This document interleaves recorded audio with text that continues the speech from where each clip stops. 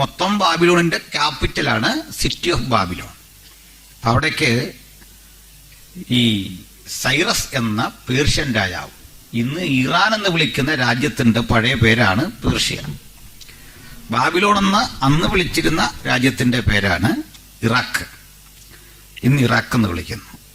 അപ്പൊ ആ യുദ്ധം കൊടുമ്പിരിക്കൊണ്ടു. ഇതാ സൈറസ് തന്റെ സേനയുമായി ഇവിടെ വന്നു. ആ ഘട്ടത്തിൽ 100 വാതിലുകളും 101-ാമതായുള്ള പ്രധാന പ്രവേശന കവാടവും അവർക്ക് മുമ്പിൽ തുറന്നു കിടക്കുന്ന കാഴ്ചയാണ് സൈറസ് കണ്ടത്. അപ്പൊ അവിടെ മുതലാണ് നമുക്ക് ഇന്ന് തുടരേണ്ടത്. തുറന്നു കിടക്കുന്ന ആ വാതിലുകൾ അദ്ദേഹത്തെ മാത്രമല്ല കൂടെ വന്നവരെയൊക്കെ അമ്പരപ്പിച്ചു. കാരണം ഇതെപ്പോഴും ക്ലോസ്ഡ് ആണ്, തുറക്കാറില്ല.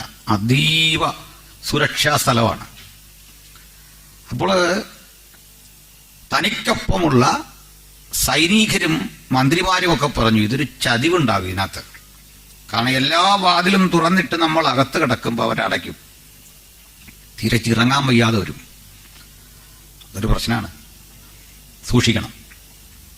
പക്ഷേ മരണം ഉറപ്പിച്ചു വന്ന, പോരാടി മരിക്കാൻ വന്നവന് ഇതൊരു വിഷയമല്ല. ശരിയല്ലേ? മരിക്കാൻ വന്നതിന് വിഷയമാണോ? അല്ല. ഒരു സഹോദരി ഒരിക്കൽ മരിക്കാൻ തീരുമാനിച്ചു, കുടുംബ വിഷയങ്ങളെല്ലാം കൊണ്ട്. അതിനുവേണ്ടി ആത്മഹത്യ ചെയ്യാൻ കയറുമൊക്കെ ആയിട്ട് കാട്ടിലേക്ക് ചെന്നു. അവിടെ വെച്ചൊരു ചേരപ്പാമ്പിനെ കണ്ട് തിരിച്ചോടിപ്പോന്നു. വേറൊരു സഹോദരി കിണറ്റി ചാടി ചാകാൻ വേണ്ടി പോയി. പോകുന്ന വഴിക്ക് വലിയ മഴ പെയ്തു. തിരികെ വീട്ടിൽ വന്ന് കുട എടുത്തുകൊണ്ട് വന്നു. അതും ചൂടിക്കൊണ്ടാ പോയെ. ചാകാൻ പോകുന്നപ്പോൾ തന്നെ കുട, അത് വെള്ളത്തിലല്ലേ വീഴുന്നേ, പ്രത്യേകിച്ച് കുട വേണോ? അങ്ങനെ പ്രതിരോധമൊന്നും വേണ്ട.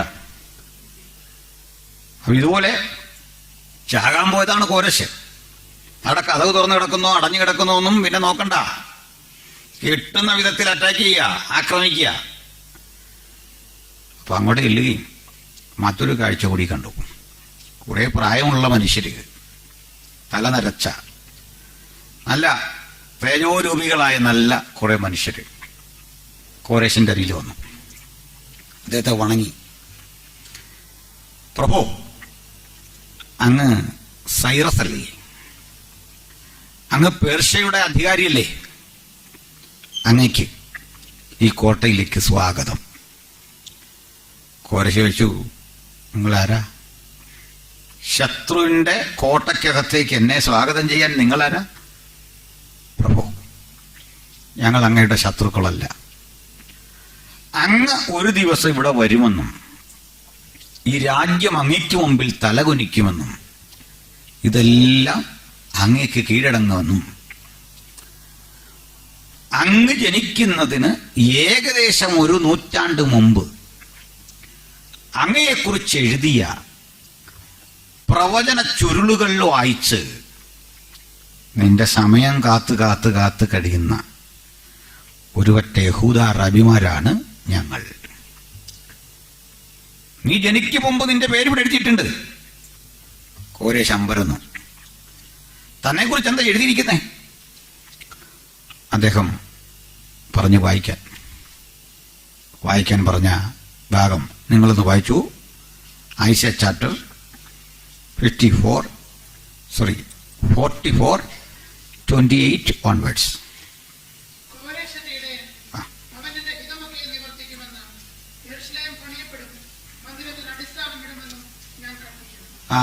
കോരശന്റെ ഇടയൻ അല്ലേ? കോരേശന്റെ ഇടയൻ അന്ന് യെശയ്യാവ് എഴുതുന്ന കാലത്ത് കോരശ് ജനിച്ചിട്ടേ ഇല്ല. 100 കൊല്ലം മുമ്പ് കോരശന്റെ പേര് മുൻകൂട്ടി വിളിച്ചു തിരുവെഴുത്തിലെ ദൈവം. ഇതതിലെ അത്ഭുതം. കോരസ് എന്റെ ഇടയൻ, അവരെന്റെ ഹിതം നിവർത്തിക്കും. അതിന്റെ കണ്ടിന്യൂവേഷൻ ആ വാസ്തവത്തിൽ ചാപ്റ്റർ 45. അത് വായിക്കാം.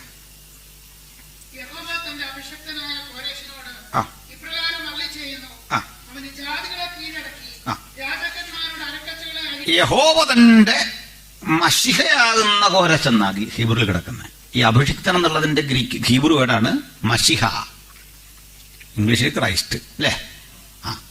അപ്പൊ ഈ മഷിഹ എന്ന് ഒത്തിരി പേർക്കുണ്ട്, പേരുണ്ട്. അഭിഷിക്തരെല്ലാം മഷിഹ എന്ന് വിളിക്കാം. പക്ഷെ ജീസസ് ക്രൈസ്റ്റ് എന്നൊരാക്കിയുള്ളൂ അല്ലേ, നമ്മുടെ കർത്താവിനാണ്. ഞാൻ കഴിഞ്ഞ ദിവസം പറഞ്ഞു എങ്ങനെയാണ് കർത്താവിന്റെ ശരി പേര്. യഹോശുവ ഹാ മഷിഹ എന്ന് വെച്ചാൽ കർത്താവായ യേശു ക്രിസ്തു. ഓക്കെ, യഹോശുവ എന്ന് വെച്ചാൽ യേശു. ഹ മഷിഹ, ഹ എന്ന് പറഞ്ഞ എന്തിനാ? ഇടയ്ക്കൊന്ന് ചിരിച്ചേക്കാന്നോർത്ത് പറഞ്ഞല്ല, കർത്താവിന്റെ പേര് പറഞ്ഞിട്ടൊന്ന് ചിരിച്ചേക്കാന്നോർത്ത് പറഞ്ഞല്ല. ഹ എന്നത് ഹൽ എന്നതിന്റെ മറ്റൊരു ഉപയോഗമാണ്. ഹൽ is the definite article in Hebrew. Okay, അതാണ് അറബിക്കിലെ അൽ. ഓക്കെ, ഹൽ എങ്ങനാകും? ഹ ഇല്ലങ്ങ് പോവും, ഹ മാത്രം മതി ഉച്ചരിക്കുമ്പോൾ. ഓക്കെ, അപ്പോ യഹോശുവ ഹ മസിഹ എന്ന് വെച്ചെന്താ? The Lord Jesus Christ, Jesus Christ the Lord. മനസ്സിലായല്ലോ? ഇതെന്തിനാണ് ജീസസ് എന്ന് ഇവരാക്കിയെന്ന് എനിക്ക് ഇന്നുവരെ മനസ്സിലായിട്ടില്ല. നമ്മുടെ എല്ലാം പേര് മാറ്റണമായിരുന്നോ? പേര് ഇയാൾക്ക് മനസ്സിലാകുന്നില്ല, ഞാൻ അവർക്ക് വഴങ്ങുന്ന വിധത്തിലാക്കണമായിരുന്നോ? കാണുമായിരുന്നോ? ഇവിടുന്ന് ഒരാൾ കൊണ്ട് നമ്മുടെ നാട്ടിൽ വന്ന് സുവിശേഷം പറയാൻ വന്നപ്പോൾ മലയാളി ഈ പേര് വിളിക്കാൻ ബുദ്ധിമുട്ടുള്ളതുകൊണ്ട് അയാളെ അവതരിപ്പിച്ചതാണ് ഡേവിഡ് കോപ്പർഫീൽഡ് എന്ന്. മലയാളി പറഞ്ഞു, ചെമ്പുകണ്ടത്തിൽ ദാവീദ് നമ്മളോട് ഇന്ന് രാത്രി ദൈവത്തിന്റെ വചനം പ്രസംഗിക്കുന്നു.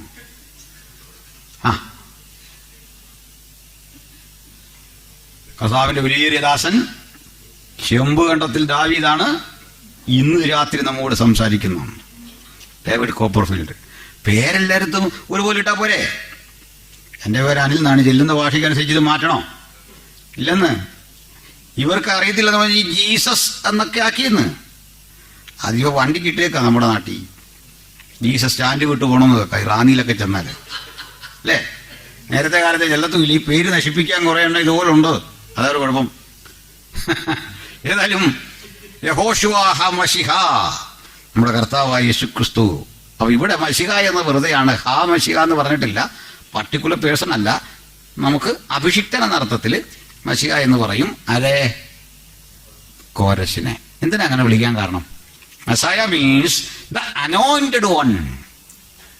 God anointed him for a particular purpose, to fulfilling some particular purposes. അതാണ് അഭിഷിക്തൻ.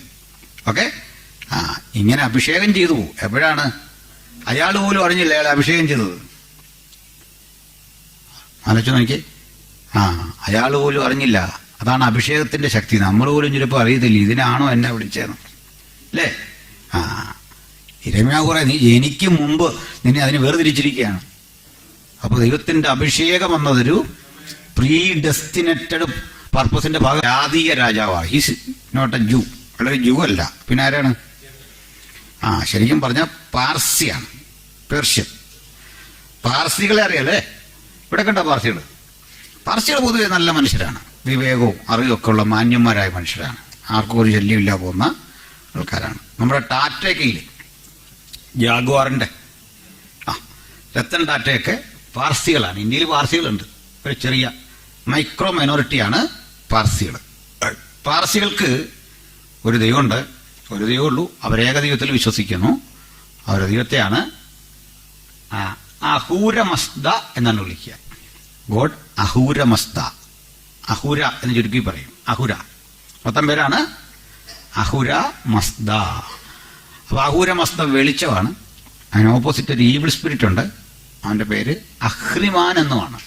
എങ്ങനെയാ? അഹ്രിമാൻ. ഇതെന്തിനാ ഞാൻ പറഞ്ഞിരുന്നു ചോദിച്ചാൽ, നിങ്ങൾക്കെങ്ങാനും അവിടെ എങ്ങാനും വല്ല പ്രോഗ്രാമോ അവിടെ ജോലിയൊക്കെ കിട്ടിക്കഴിഞ്ഞാൽ ഇവനെയാണ് ശാസിക്കേണ്ടത്. അപ്പൊ പേര് മറന്നുപോയി അവരെ കണ്ടവരെല്ലാം ശാസിക്കേണ്ട കാര്യമില്ലല്ലോ. ഇവന്റെ ഒരു പോരാട്ടം വന്നാൽ വാതുകെട്ടി ബന്ധനമിട്ട് ചുറ്റിപ്പിടിച്ച് എന്തെല്ലാം നമ്മൾ പറയാം, അതൊക്കെ വെച്ച് അടിച്ചോണം, അവൻ പോട്ടെ എന്നാ ഒക്കെ പറയാൻ കാരണം, ഇതെല്ലാം പറയുമ്പോഴും ലോകത്ത് നശിച്ചുപോയ ആരും അറിയാത്തൊരു പിശാചുണ്ട്, അവന്റെ പേരോട് ഓർത്ത് നമ്മൾ ശാസിച്ചു കളയും അല്ലേ? ജാതികളുടെ ദേവന്മാർ മിഥ്യാമൂർത്തികൾ അത്രേ, കണ്ണുണ്ടെങ്കിലും കാണുന്നില്ല, ചെവി ഉണ്ടെങ്കിലും കേൾക്കുന്നില്ല. പിന്നെ ഇങ്ങനെല്ലാം പറഞ്ഞിട്ട് പറയും അവിടെ നിന്നൊരു പോരുണ്ടെന്ന്. കണ്ണ് കാണത്തുമില്ല, ചെവി കേൾക്കത്തുമില്ല, അറിയത്തുമില്ല, പക്ഷെ ഏതാണ്ടൊരു പോര്. ഇത് തീരാ നമ്മൾ രക്ഷപ്പെടുകയില്ല. ഈ പോരിന്റെ പുറകെ പോയി സ്വയം ഒഴിയാനല്ലാതെ ഒരു ഗുണം ഉണ്ടാകത്തില്ല. രക്ഷപ്പെട്ടോണം. മനസ്സിലായോ? കാര്യം പോട്ടെ. ഇവയൊക്കെ ഇഗ്നോർ ചെയ്ത് കളയണോ ചിലതിനെ? മൈൻഡ് ചെയ്യരുത്. നമ്മൾ ആരാണ്? അത്യുന്നതന്റെ മക്കളാണ്, സർവശക്തന്റെ. ഹല്ലേലൂയ. യേശുവിന്റെ രക്തം സിരകളിൽ ഓടുന്ന അത്തരം ഒരു മെക്കാനിസം ഈ ബോഡിയിൽ പ്രവർത്തിക്കുന്ന ഒരു ഇമ്മ്യൂണിറ്റി അല്ലേ? അത്തരൊരു വാക്സിനാണ് ഈ നമ്മുടെ ശരീരത്തിൽ ഓടുന്നത്. ഈ വാക്സിൻ വികസിപ്പിക്കുന്ന ചരിത്രം പഠിച്ചാൽ മനസ്സിലാകും. നമ്മുടെ ശരീരത്തിൽ ഓടുന്ന രക്തത്തിന്റെ ആ പ്രത്യേകത. എല്ലാത്തരം പ്രതിസന്ധികളെയും അതിജീവിക്കുന്ന ഒരു ഇമ്മ്യൂണിറ്റിയാണ് ക്രൂസിൽ രൂപപ്പെട്ടത്. സ്തോത്രം. ശരീര രോഗങ്ങൾക്ക് ഒന്നുമല്ല പ്രധാനപ്പെട്ടത്, ഈവിൾ സ്പിരിറ്റിന്റെ അറ്റാക്കില്ലെന്നൊന്നുമല്ല. അത് ഈ ടൈപ്പ് ഡ്യൂപ്ലിക്കേറ്റ് ഒന്നുമല്ല. ഞങ്ങളവിടെ ഒരു ദിവസം ഞാൻ ചോദിച്ചു, അവിടെ ഈ വർക്ക് എത്ര വർഷമായി? 8 വർഷം 10 വർഷമായിട്ട് അവിടെ ഇങ്ങനെ നിൽക്കുക, 3, 4, 7 പേര്. ഇത് വിജയിക്കാത്ത ഞാൻ പറഞ്ഞു, ദേശാധിപതിയുടെ പോരാട്ടമാണ്, നിങ്ങൾക്കൊന്നും ഇത് മനസ്സിലാകില്ലല്ലോ. ഞാൻ പറഞ്ഞു, അവിടെ എത്രയോ നല്ല നല്ല ചർച്ചകളുണ്ട്, അവരെ ആരും എതിര് പിടിക്കാതെ നിന്നെ തന്നെ പിടിച്ചല്ലോ ദേശാധിപതി. ദേശാധിപതിക്കൊരു സ്റ്റാൻഡേർഡ് ഇല്ലേ? നിന്നെപ്പോലൊരുത്തിനെ പിടിക്കേണ്ടി വന്നല്ലോ. മനസ്സിലായില്ലേ? ഓക്കെ. അപ്പൊ നമുക്ക് പറഞ്ഞു വന്നത്, ഈ മശിഹ എന്ന് പറയുന്ന അല്ലെങ്കിൽ കോരശിനെ ദൈവം അഭിഷേകം ചെയ്തയച്ചു. അപ്പൊ കോരശ് തന്നെ കുറിച്ച് എഴുതി ഈ ഭാഗമൊക്കെ വായിച്ചു കേട്ടു. വായിച്ചു കേട്ട മാത്രയിൽ എന്ത് സംഭവിച്ചു എന്ന് ഞാൻ പിന്നെ പറയാം. ബാക്കിയുടെ വായിച്ച് കോരശിനെ കുറിച്ച്. അതിന്റെ മുമ്പുള്ള കാര്യം കൂടെ. യഹോവന്റെ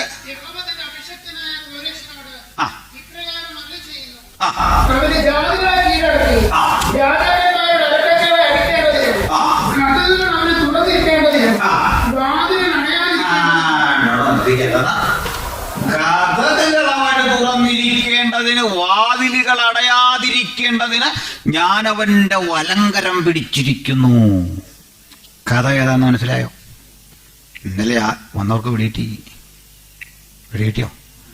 ഈ കഥക് പണിയുന്നവൻ ജനിക്കും മുമ്പ് കല്ലുകൊണ്ടിങ്ങനെ കെട്ടി ബൃഹത്തായൊരു കോട്ട നിർമ്മിക്കാൻ ഉത്തരവിടുന്ന നെബൂഖദ്നേസർ, എഞ്ചിനീയേഴ്സ്, കൂട്ടുപിടിപ്പിക്കുന്നവൻ, താമ്ര നിർമ്മാണത്തിൽ വൈഭവമുള്ളവൻ, അവർ കൂടിയിരുന്ന് ആലോചിച്ച് ആയിരക്കണക്കിന് അടിമകളെ കൊണ്ട് ബൃഹത്തായ കോട്ട പണിത് ആ കോട്ടയ്ക്ക് ഇത്രയും സുരക്ഷിതത്വം കൽപ്പിക്കുന്നതിന് മുമ്പ് ജീവിച്ചിരുന്ന പ്രവാചകനിലൂടെ ദൈവത്തിന്റെ ആത്മാവ് ഇടപെട്ടിട്ട് പറയാണ്, കോരേശ് എന്നൊരുത്തൻ വരും, ഈ കതകുകൾ അവന്റെ മുമ്പാകെ തുറന്നിരിക്കേണ്ടതിന്, വാതിലുകൾ അടയാതിരിക്കേണ്ടതിന് ഞാൻ അവന്റെ വലങ്കരം പിടിപ്പെടുണ്ടെന്നുള്ള ബോധം നമ്മുടെ ശക്തി വർദ്ധിപ്പിക്കണം.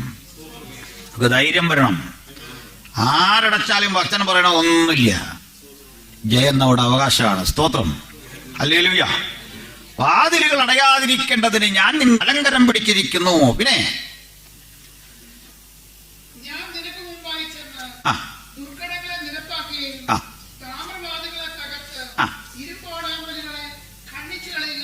താമ്രവാതിൽ ഓർക്കുന്നുണ്ടോ? പല പാളികൾ ഇങ്ങനെ അടുക്കി വെച്ചിട്ട് സ്ക്രൂ ചെയ്ത് ടൈറ്റാക്കിയ പടുകുറ്റൻ വാതിൽ ആന കെട്ടി വലിച്ചാൽ മാത്രം തുറക്കുന്ന സ്പ്രിംഗ് ആക്ഷനുള്ള കതക് നിർമ്മിക്കും മുമ്പ് കർത്താവ് പറഞ്ഞു, ഞാൻ താമ്രവാതിലുകളെ തകർക്കും, ഇരുമ്പോടാമ്പലുകൾ ഖണ്ഡിച്ചു കളയും. ഞാൻ നിന്നെ പേർ ചൊല്ലി വിളിച്ചിരിക്കുന്ന യഹോവ എന്ന് നീ അറിയേണ്ടതിന്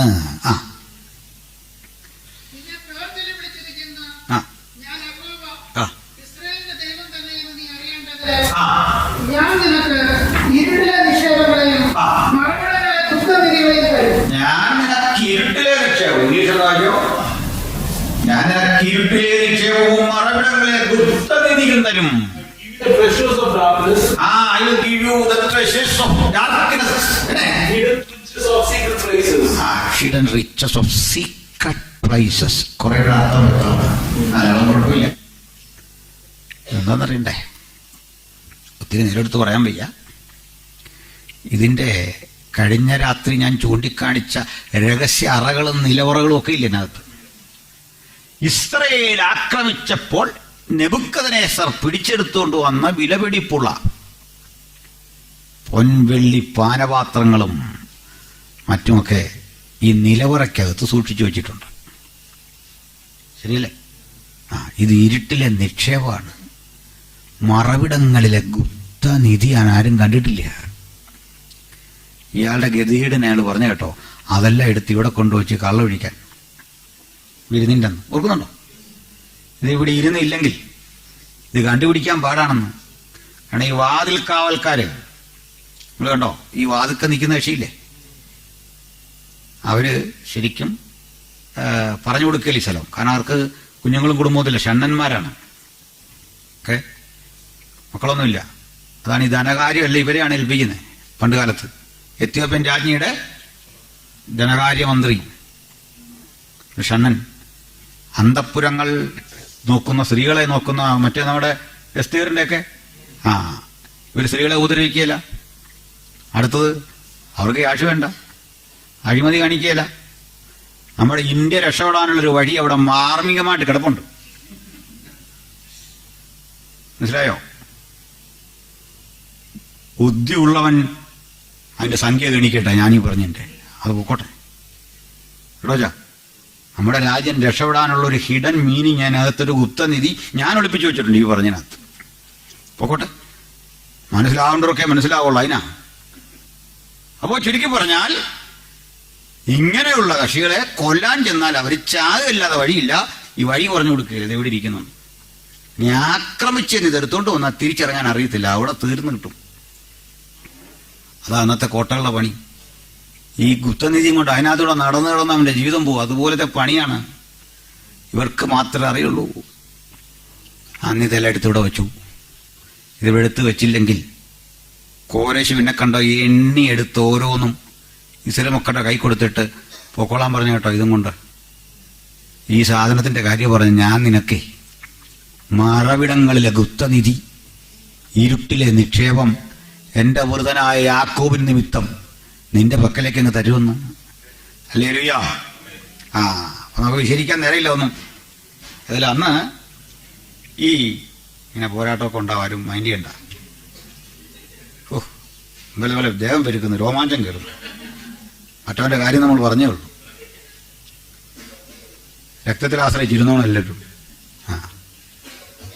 ഞാനിങ്ങനെ യോഗമൊക്കെ കഴിഞ്ഞ് വണ്ടി ഇങ്ങനെ, ഞങ്ങളുടെ നാടെല്ലാം വലിയ കാട്, അവിടെ വരുമ്പോഴേക്ക് ഞങ്ങളുടെ അമ്മ പറഞ്ഞു, നീ ഇങ്ങനെ ഒറ്റയ്ക്ക് വരുമ്പോൾ രക്തം എന്ന് പറഞ്ഞു വരും. ഞാൻ പറഞ്ഞല്ല, പോലീസുകാർ നമ്മുടെ പുറകെ വരികയില്ലെന്ന്. ഇതെന്നായി പറയാമെന്ന് ചോദിച്ചു. നമ്മളിതും പറഞ്ഞു വഴിയെ വന്നാ അല്ലെ പോലീസുകാരോ എല്ലാം വിളിച്ചു, ആരും വിളിച്ചു പറഞ്ഞു നമ്മുടെ പുറകെ വരികയല്ലേ. പോട്ടെ, എന്നാൽ ചിലർക്ക് എവിടെ എന്തോ പറയണമെന്ന് അറിയില്ല, അതുകൊണ്ട് പറഞ്ഞാ അല്ലേ. തിരിച്ചു വരാം. ഈ മറവിടങ്ങളിലെ ഗുപ്തനിധി, ഇരുട്ടിലെ നിക്ഷേപം തരുമെന്ന് പറഞ്ഞു. കോരേശ് തന്നെ കുറിച്ച് വായിച്ചതൊക്കെ കേട്ട് നിലത്തെ മണ്ണ് വാരി ചുംബിച്ചു. കോരേശ് പിന്നെ പറയുന്നുണ്ട്, യഹോവ തന്നെ ദൈവം. നമുക്കതറിയാം, ഭൂമിയിലെ സകല രാജ്യങ്ങളും അവൻ എനിക്ക് തന്നിരിക്കുന്നു. ഭയങ്കര ധൈര്യമായി കോരേശന്. കോരേശ് അകത്തോട്ട് കയറി. മറ്റേ കക്ഷികളെല്ലാം അകത്ത് നിൽപ്പുണ്ടല്ലേ, ഓർമ്മയുണ്ടല്ലോ. ഒത്തിരി വിശേഷിക്കണ്ട. ഇതേ സമയത്ത് അപ്പുറത്തെന്തും പറഞ്ഞു, നൃത്തം ചെയ്ത് വളരെ മോശപ്പെട്ടൊരു നിലവാരത്തിൽ കാര്യങ്ങൾ നടക്കുകയാണ്.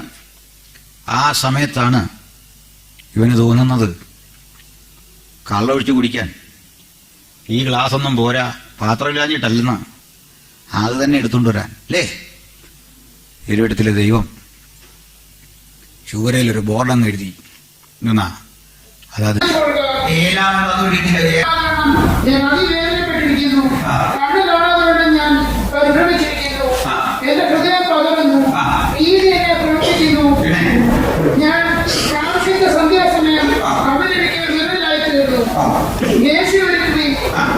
ഇതുപോലെല്ലാം പറയട്ടെ, വയ്യെന്നെല്ലാം പറഞ്ഞിട്ട് പറയാം. മേശ ഒരുക്കാൻ, ഭക്ഷണം കഴിക്കാൻ, പരവതാനി വിരിക്കാൻ, പ്രഭുക്കന്മാരെ ഭക്ഷിച്ച് പേടിച്ചിരിക്കും, ഭക്ഷിക്കാൻ പറ്റുമോ? ഇല്ല. എന്നിട്ടൊന്ന് പറഞ്ഞു കൂടെ, ഭക്ഷിച്ചുകൊണ്ടിരുന്നാ പോരാ, പൊറോട്ട തന്നുകൊണ്ടിരിക്കുന്നവരോട് പറയാം എണ്ണീക്കാൻ, പരിചയം എടുക്കാൻ. പിന്നിങ്ങനെ പൊറോട്ട എടുത്ത് പിടിച്ചേക്കാ പരിചയ പോലെ.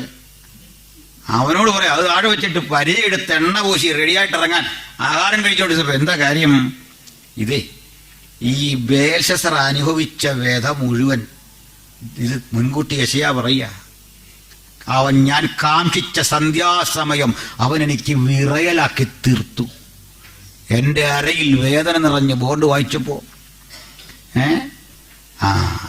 മഹത്തുക്കളിൽ 1000 പേര് ഫുഡ് കഴിച്ചോണ്ടിരിക്കുമ്പോൾ പ്രഭുക്കന്മാരെ എഴുന്നേൽക്ക്, കാരണം അപ്പുറത്ത് വന്ന് കോരശ് നിൽക്കുക.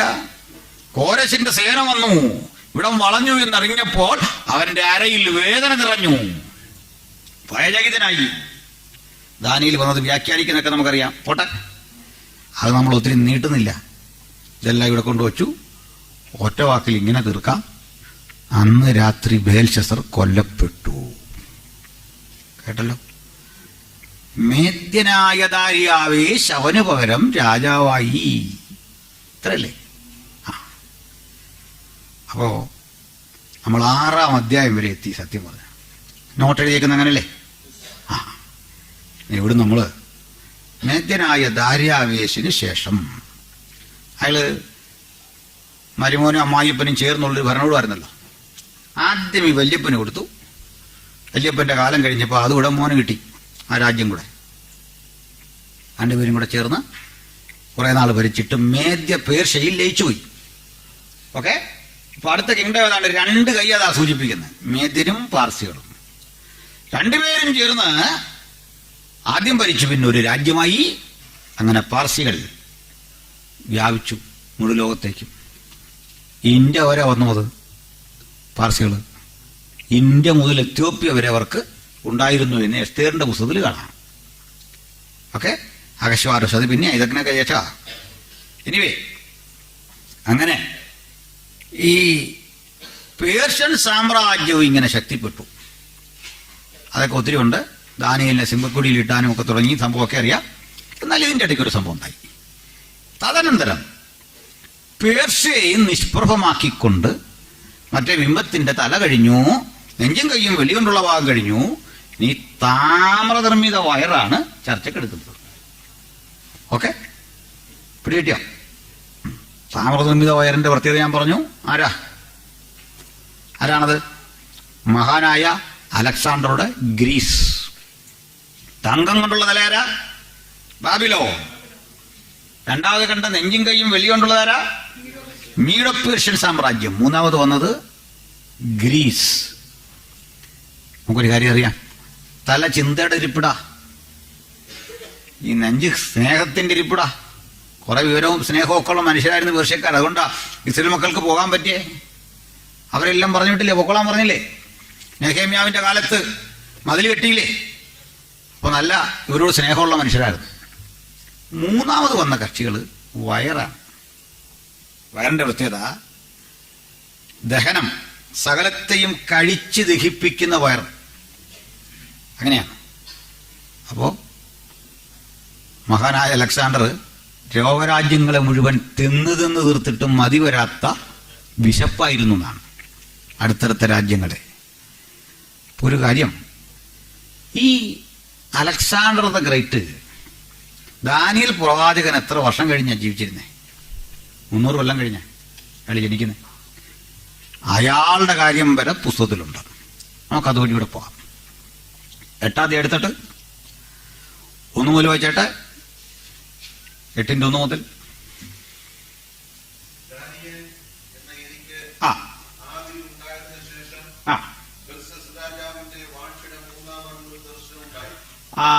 ബേൽശസ്സർ രാജാവിന്റെ വാഴ്ചയുടെ 3-ാം ആണ്ടിലുണ്ടായ പഴയ ദർശനം പിന്നീട് ഓർക്കുകയാണ്. ഓക്കെ.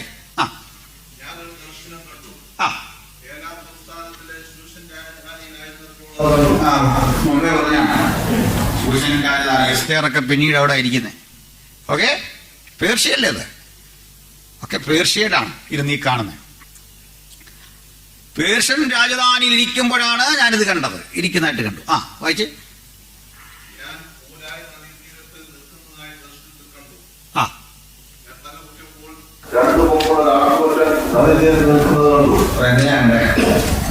ഇംഗ്ലീഷ് വായിച്ച് ഹലോ നോക്കിയപ്പോ The third year of the reign of King Belshazzar, a vision appeared to me to Daniel. After one that appeared to me in the sun. I saw the visions, and so happened which I was looking. While I was looking, that I was in Shoshan, the citadel, which is in the province of Elam, and I saw the vision that I was by the river Ulai. Then I lifted my eyes and saw there, standing beside the river, was a ram which had two horns, and two horns were raised. രണ്ട് കൊമ്പുള്ള ഒരാട്ടുകൊച്ചനെ കണ്ടു. ഈ ആട്ടുകൊച്ചനെ കണ്ടു. ഈ ആട്ടുകൊച്ചൻ ആരാണെന്ന് അറിഞ്ഞിട്ട് മതി മുമ്പോട്ടുള്ള യാത്ര. അപ്പൊ ഇത് വിടരുത്. 20-ാം വാക്യം ഒന്ന് വായിച്ചു. അത് വിടാതെ വായിക്കണം. പിന്നെ തിരിച്ച് ഇപ്പൊ വരാനുള്ള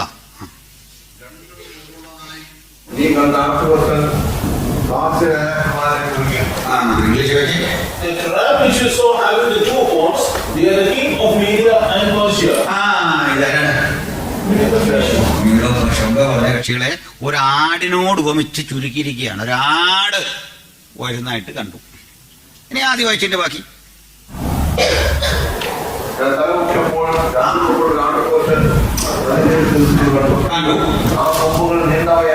ആ രണ്ട് കൊമ്പും നീണ്ടവയായിരുന്നു, വിശാലമായിരുന്നു. പേർഷ്യൻ സാമ്രാജ്യം എത്യോപ്യ മുതൽ ഇന്ത്യ വരെ എസ്തേർ 1:1 8-9 പറയുന്ന അനുസരിച്ച് നീണ്ടുകിടന്നൊരു മഹാസാമ്രാജ്യമായിരുന്നു പേർഷ്യ. പിന്നെ അല്പം വീക്കായിരുന്നു. പേർഷ്യ വളരെ വലുതായിരുന്നു. പിന്നെ അത് പേർഷ്യയാണ് ലാസ്റ്റ് വന്നത്. അമ്മായിപ്പന് ശേഷം മോനിത് കയറി രാജ്യം ഭരിക്കാൻ തുടങ്ങി. പിന്നെ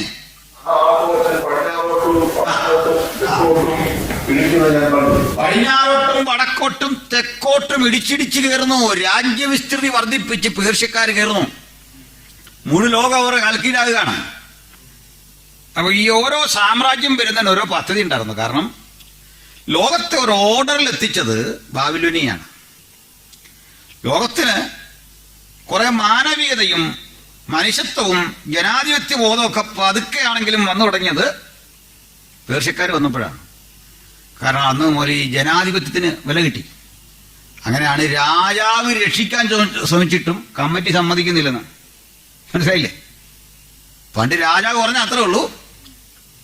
കണ്ടില്ലേ, കോരേശന്റെ ഒക്കെ കാലം എത്തുമ്പോഴേക്ക് ദാനിയേലിനെ രക്ഷിക്കാൻ രാജാവിന് ആഗ്രഹമുണ്ട്. പക്ഷേ പ്രഭുക്കന്മാരുടെ സഭ സമ്മതിക്കുന്നില്ല. ജനാധിപത്യത്തിന് വില കിട്ടി. ജനാധിപത്യത്തിന്റെ ദോഷവും ഗുണവും അത്. പതുക്കെ പതുക്കെ ഇവരെ കൊണ്ടുള്ളത് ഒരു ഏക ദൈവബോധം ഏതെങ്കിലും രൂപത്തിൽ ലോകം മുഴുവൻ എത്താൻ പേർഷ്യൻ സാന്നിധ്യം ഉപകരിച്ചു. നെക്സ്റ്റ്. പിന്നെ ഉദ്ദേശിക്കുന്നത് ലോകരാഷ്ട്രങ്ങൾക്കെല്ലാം ഓരോ മൃഗമുണ്ടല്ലോ ചിഹ്നമായിട്ട്, അല്ലേ? ഒരു രാഷ്ട്രത്തിനും ആട്ടുകൊറ്റനോട് പോരാടി നിൽക്കാൻ സാധിച്ചില്ല. അപ്പോൾ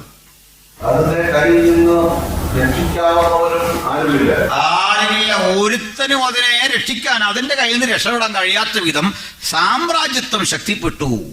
പിന്നെ ഇമ്പീരിയലിസത്തിന്റെ ശക്തി വർദ്ധിച്ചു വർദ്ധിച്ച് ഇഷ്ടം പോലെ ചെയ്തും വമ്പ് കാട്ടിയും പോന്നു ക്രമേണ.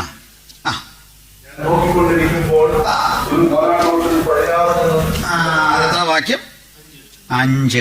അപകടം വരാൻ പോകുന്നു. ഒരു കോലാട്ടുകൊറ്റൻ. ഇംഗ്ലീഷിൽ എന്താ നടക്കുന്നത്? വേറൊരാട്, ഒരു കോലാട്ടുകൊറ്റൻ. ഈ കോലാടെന്നൊക്കെ പറഞ്ഞ ഭയങ്കര കൊമ്പാണ് അതിന്റെ. ഒരു കോലാട്ടുകൊറ്റൻ എവിടുന്നാ വരുന്നേ? പടിഞ്ഞാറ് നിന്ന് സകല ഭൂതലവും വഴിയായി നിലം തൊടാതെ വന്നു, പറന്നു വന്നു. ആടിന് പറക്കാൻ പറ്റുമോ? എൻ്റെ മോള് പഠിക്കുന്ന സ്ഥാപനത്തിൽ അവിടെ ഒരു വിശുദ്ധനായ മനുഷ്യന്റെ കഥ പഠിച്ചു. ഒരു പുണ്യാളൻ, പുള്ളി ഒരു ആടിനെ ഇങ്ങനെ വളർത്തുന്നുണ്ടായിരുന്നു. എന്തോ ഒരു കൊടുങ്കാറ്റോ പേമാരിയോ ഒക്കെ വന്നപ്പോൾ ഈ വിശുദ്ധൻ ഈ ആടിനെ എടുത്തുകൊണ്ട് ഈ മലയിൽ നിന്ന് അങ്ങേ മലയിലേക്ക് പറന്നു എന്നും. അപ്പൊ കേട്ടൊരു പയ്യൻ ചോദിച്ചു, വിശുദ്ധനെ പറക്കാം, പക്ഷെ ഈ ആടിനെ കുറിച്ച് പുള്ളി ചിന്തിച്ചോ? നിന്നെ കൊണ്ട് പറക്കുന്ന അതിന്റെ ബുദ്ധിമുട്ട് എന്ന് പറഞ്ഞ പോലെ ആട് സാധാരണഗതിയിൽ പറക്കുന്ന സാധനമല്ല. നിലം തൊടാതെ എന്തിനാണ് ഈ ആട് വന്നതെന്ന് പഠിക്കുന്നതിന്. ആട് ആരാന്നറിയട്ടെ? കോലാട്. മറ്റേ ആടിനെ മനസ്സിലായി, 2 കൊമ്പുള്ള ആട്ടുകൊറ്റനെ മനസ്സിലായി. ആരാ? പേർഷ്യ. ഒരു തർക്കവും ഇല്ല. ബാക്കി 20 പേർഷ്യ തന്നെ എഴുതിയിരിക്കല്ലേ. അത് മീഡോ പേർഷ്യയെ സൂചിപ്പിക്കുന്നു. ശരിയല്ലേ? ആ, അപ്പൊ കോലാട്ടുകൊറ്റൻ ആരാന്നറിയണം. ഇത് ഇവിടല്ലേ ആ 21-ാം വാക്യം വായിച്ച കോലാട്ടുകൊറ്റനെ കാണാം. ഇംഗ്ലീഷ് വായിച്ച യൗവന രാജാവാണവൻ. ഗ്രീസ്. ഗ്രീസിന് മലയാളത്തിൽ പറയുന്നതാണ് യൗവനൻ. മലയാളം പോലെ അങ്ങനെ കാണുമല്ലോ ഇടയ്ക്കിടയ്ക്ക്. യഹൂദന്മാർ അടയാളം ചോദിക്കുകയും യവനന്മാർ ഞാൻ അന്വേഷിക്കുകയും ചെയ്യുന്നു. കണ്ടില്ലേ? യവനൻ എന്ന് പറഞ്ഞ ആരാ? ഇന്ത്യയിലെ യുനാനി, അതാണ് ഗ്രീക്കുകാർ. ഈ പദം വരുന്നത് ഗ്രീക്കുകാർ വലിയ പരിഷ്കാരികളായിരുന്നു, ചിന്തകന്മാരും കഴിവുള്ളവരൊക്കെ ആയിരുന്നു. ഇവരെ റോമക്കാരിട്ട് വിളിച്ച പേര് ആയോണിയന്മാർ എന്നായിരുന്നു. ആയോണിയം എന്ന് പറഞ്ഞാൽ നഗരം, നഗരവാസികൾ, പരിഷ്കാരികൾ. അത് ആയോണിയം മലയാളത്തിൽ ഒന്നാണ് യവനൻ. നമ്മൾ മാത്രമല്ല, മലയാള സാഹിത്യത്തിൽ അങ്ങനെ യവന കഥ എന്ന് കേട്ടില്ലേ? ആ, യവനൻ ഗ്രീക്കുകാരൻ. അപ്പൊ പരിവരുത്ത കോലാട്ട് കൊച്ചനാരാ? ഗ്രീസ്. തോന്നോ? ആ, ബാക്കി വായിച്ച ആദ്യത്തിന്റെ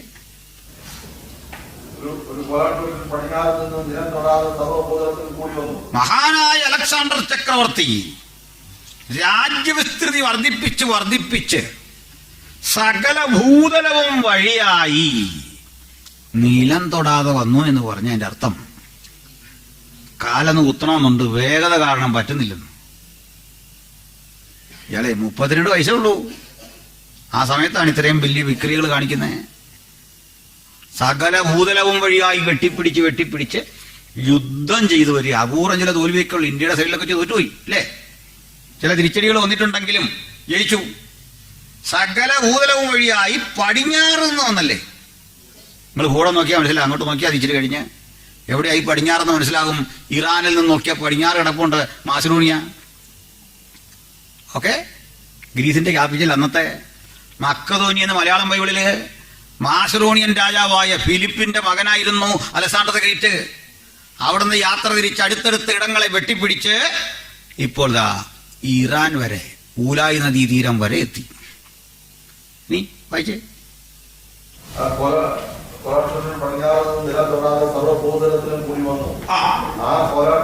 കണ്ണുകളുടെ നടുവിൽ വിശേഷമായ ഒരു കൊമ്പുണ്ടായിരുന്നു. പിന്നെ അത് നദീതീരത്ത് നിൽക്കുന്നതായി ഞാൻ കണ്ട 2 കൊമ്പുള്ള ആട്ടുകൊറ്റന്റെ നേരെ ഉഗ്രകോപത്തോടെ പാഞ്ഞിരുന്നു. അത് ആട്ടുകൊറ്റനോട് ക്രുദ്ധിച്ചു. അടുത്ത വാക്യം അങ്ങനെ അല്ലേ? വായിച്ച്. കൊമ്പുള്ള ആട്ടുകൊറ്റന്റെ നേരെ ഉഗ്രകോപത്തോടെ പാഞ്ഞിരുന്നു. അത് അടുക്കുന്നത് ഞാൻ കണ്ടു. പിന്നെ അത് ആട്ടുകൊറ്റനോട് ക്രുദ്ധിച്ചു. അതിനെ ഇടിച്ച് അതിന്റെ കൊമ്പ് 2 തകർത്ത് കളഞ്ഞു. പിന്നെ അതിന്റെ മുമ്പിൽ നിൽപ്പാൻ ആട്ടുകൊറ്റന് ശക്തിയില്ലാതെ മേദ്യയും അവശേഷിക്കുന്ന പേർഷ്യയുടെ അവശിഷ്ടത്തെ ഇടിച്ച് നിരപ്പാക്കി കളഞ്ഞു. അലക്സാണ്ടർ യുദ്ധം പേർഷ്യൻ സംസ്കാരത്തെ മുഴുവൻ നശിപ്പിച്ചു, മുഴുവൻ ഉന്മൂലനം ചെയ്തു. കോലാട്ടുകൊറ്റന്റെ മുമ്പിൽ പിടിച്ചു നിൽക്കാൻ ആട്ടുകൊറ്റന് ശക്തിയില്ലാതെ പോയി. പിന്നെ അതിന്റെ മുമ്പിൽ നിൽപ്പാൻ ആട്ടുകൊറ്റന് ശക്തിയില്ലാതെയിരുന്നു. അത് അതിനെ നിലത്ത് തള്ളിയിട്ട് ചവിട്ടിക്കളഞ്ഞു. പിന്നെ അതിന്റെ കയ്യിൽ നിന്ന് ആട്ടുകൊറ്റനെ രക്ഷിപ്പാൻ ആരും ഉണ്ടായിരുന്നില്ല. കോലാട്ടുകൊറ്റൻ ഏറ്റവും വലുതായി തീർന്നു. നിങ്ങൾ നോക്കണതേ മക്കളെ, ഗ്രീക്ക് സാമ്രാജ്യം ഏറ്റവും വലുതായി തീർന്നു എന്നത് ചരിത്രം പഠിക്കുന്ന ഏതൊരാൾക്കറിയാം. ധനനായക ദാനിയേൽ ഇത് എഴുതുമ്പോ ഇങ്ങനെ ചിന്ത പോലും ഇല്ല. അതാണ് ബൈബിൾ പ്രവചനങ്ങളുടെ ശക്തി. ഈ പുസ്തകമാണ് നമ്മൾ വിശ്വസിക്കുന്നെന്നുള്ളത് എത്ര സന്തോഷമാണല്ലേ? ചില ആൾ പഴയ നിയമത്തെ ചുമ്മാ അങ്ങ് തള്ളിക്കളയും. എന്നാന്നൊന്നും അറിയില്ലത്, എങ്ങനെ വേണമെന്നും കൈകാര്യം ചെയ്യാൻ. ഇത് പ്രവചനങ്ങളുടെ സമാഹാരമല്ലേ? ദൈവം ചരിത്രത്തിൽ ഇടപെട്ട വിധങ്ങൾ എത്ര ആധികാരികമാണെന്ന് ഓർത്തട്ടെ. ഗ്രീസ് ഏറ്റവും ശക്തിമത്തായ ഒരു രാഷ്ട്രമായി. പിന്നെ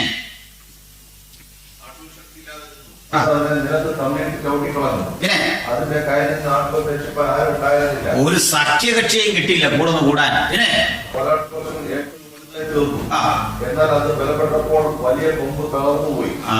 അതങ്ങോട്ട് ബലപ്പെട്ട് വരികയും വലിയ കൊമ്പ് തകർന്നു. എന്താ സംഭവം എന്നറിയണ്ടേ? 32 33 വയസ്സുള്ളപ്പോ വലിയ കൊമ്പ് തകർന്നു. മഹാനായ അലക്സാണ്ടർ മരിച്ചു. അത് കേട്ടിട്ടുണ്ട് നമ്മൾ ഈ മരണ വീട്ടിൽ. അതുകൊണ്ട് ഞാനത് ആവർത്തിക്കുന്നില്ല. കാരണം സകലരും ഇത് പറയുന്നുണ്ട്. അലക്സാണ്ടർ ഇങ്ങനെ പോയാൽ കുഴി നിറഞ്ഞ് നമുക്കിട്ട് അടിക്കും. പുള്ളി തന്നെ കിട്ടും അടുത്തു. അതുകൊണ്ടാണ് കൈ രണ്ടും ഇങ്ങനെ ഇട്ട് പോയ അതറിയത്തില്ലേ? 32 വയസ്സേ ഉള്ളൂ, മരിച്ചു. 32 33. സ്തോത്രം. അപ്പോൾ മഹാനായ അലക്സാണ്ടർ മരിക്കുമ്പോൾ അയാൾക്ക് പ്രായമായ കുഞ്ഞുങ്ങളൊന്നുമില്ല, കൊച്ചേ ഉള്ളൂ. 32 വയസ്സുള്ളവൻ്റെ കുഞ്ഞ് അത്രയും പ്രായമല്ല അവരുള്ളൂ. ഏതായാലും ഒരു സംഭവം ഉണ്ടായി. ഇയാൾക്ക് 4 സൈനിക മേധാവികളുണ്ടായിരുന്നു, ശക്തരായിരുന്നു. അവരുടെ പേര് കൂടി അത്യാവശ്യക്കാർക്ക് കുറിച്ചെടുക്കാം. പേര് ഞാൻ പറയാം. ഒരുത്തൻ്റെ പേര് ലെസിമാക്കസ് എന്നായിരുന്നു. ലെസിമാക്കസ്. ലെസിമാക്കസ്. ഈ ലെസിമാക്കസ് അലക്സാണ്ടർ ഒരു അളിയനും കൂടായിരുന്നു. കാരണം അയാൾ വിവാഹം കഴിച്ചത് തൻ്റെ ഹാഫ് സിസ്റ്റർ ആയിരുന്ന തെസ്സലോനിക്ക എന്നൊരു പെൺകുട്ടിയാണ്. നമ്മൾ തെസ്സലോനിക്ക അറിയും, ഒരു ലേഖനം, 2 ലേഖനം അല്ലേ? മഹാനായ അലക്സാണ്ടറുടെ അപ്പനായ ഫിലിപ്പ് രാജാവിന്റെ മകളായിരുന്നു ആരാ? ഈ തെസ്സലോനിക്ക. അവളുടെ പേര് നിലനിർത്താൻ ഒരു പട്ടണത്തിന് ഇട്ടിരിക്കുന്ന പേരാണ് തെസ്സലോനിക്ക. ഓക്കെ, അപ്പന്റെ പേര് നിലനിർത്താൻ പട്ടണത്തിന് പേരുണ്ട് ഫിലിപ്പിയ. തൻ്റെ തന്നെ പേരുണ്ട് പട്ടണത്തിന്, അലക്സാണ്ട്രിയ, ഈജിപ്തില്. അങ്ങനെ ഇവരെ ചരിത്രമായിട്ട് കെട്ടുപിണഞ്ഞ് കിടക്കായത്. സ്തോത്രം. ഇതാ ബൈബിളിലെ സംഭവങ്ങൾ ലോകചരിത്രമായിട്ട് ഇങ്ങനെ ഇടവഴകിയ പോന്നെ. അല്ല വാലിന്തലയില്ലാതെ ഏതാണ്ടെല്ലാം പറഞ്ഞു പോവില്ല. ജീവിച്ചിരുന്ന മനുഷ്യരെ കുറിച്ച്, അവരുടെ നാടിനെ കുറിച്ച്, അവിടുത്തെ ഭൂമിശാസ്ത്രത്തെ പറ്റി, അവിടുത്തെ സംസ്കാരത്തെ പറ്റി അതിനെ തൊട്ടറിഞ്ഞാണ് സമാന്തരമായി ബൈബിൾ സംസാരിച്ച് മുന്നോട്ട് പോകുന്നത്. ഹല്ലേലൂയ. അല്ല കുറെ മിത്തുകളെല്ലാം കൂടെ സൃഷ്ടിച്ച് കൊണ്ടുപോകില്ല. സ്തോത്രം. Praise lord. നമ്മൾ പുരാണങ്ങളിലെ കണ്ടിട്ടുണ്ട് ജീവജാലങ്ങളുടെ മീതെ ദൈവങ്ങൾ കയറി വരുന്ന കഥയൊക്കെ അല്ലേ? എന്നാ ഇപ്പൊ എന്നാ ഇങ്ങനെ വരാത്തെ?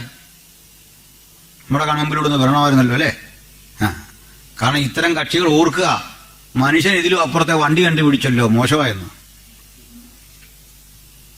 നാണക്കേട് കാരണമായിരിക്കും ഈ എലിയുടെയും പുലിയുടെയും മയിലിന്റെ ഒന്നും പുറത്ത് ഒരു വരാത്ത. കളിയാക്കിയതല്ല. പക്ഷെ ബൈബിളിലെ ദൈവം നൂറ്റാണ്ടുകൾക്കപ്പുറത്ത് എന്ത് ചെയ്തോ അതാ ഇന്നും ചെയ്യും, ഇപ്പൊ ചെയ്യുമെന്ന് ഒരു മടിയില്ലെന്ന്, ഒരു ബുദ്ധിമുട്ടും ഇല്ലെന്ന്. കാരണം അങ്ങനെയുള്ള കാര്യം അതിനകത്ത് എഴുതിയിരിക്കുന്നത്. മിത്തല്ല ഇത്. വ്യത്യാസം മനസ്സിലായോ? ബൈബിൾ സംഭവങ്ങൾ തെളിയിക്കേണ്ടത് മിത്തോളജി കൊണ്ടുമല്ല. സ്തോത്രം.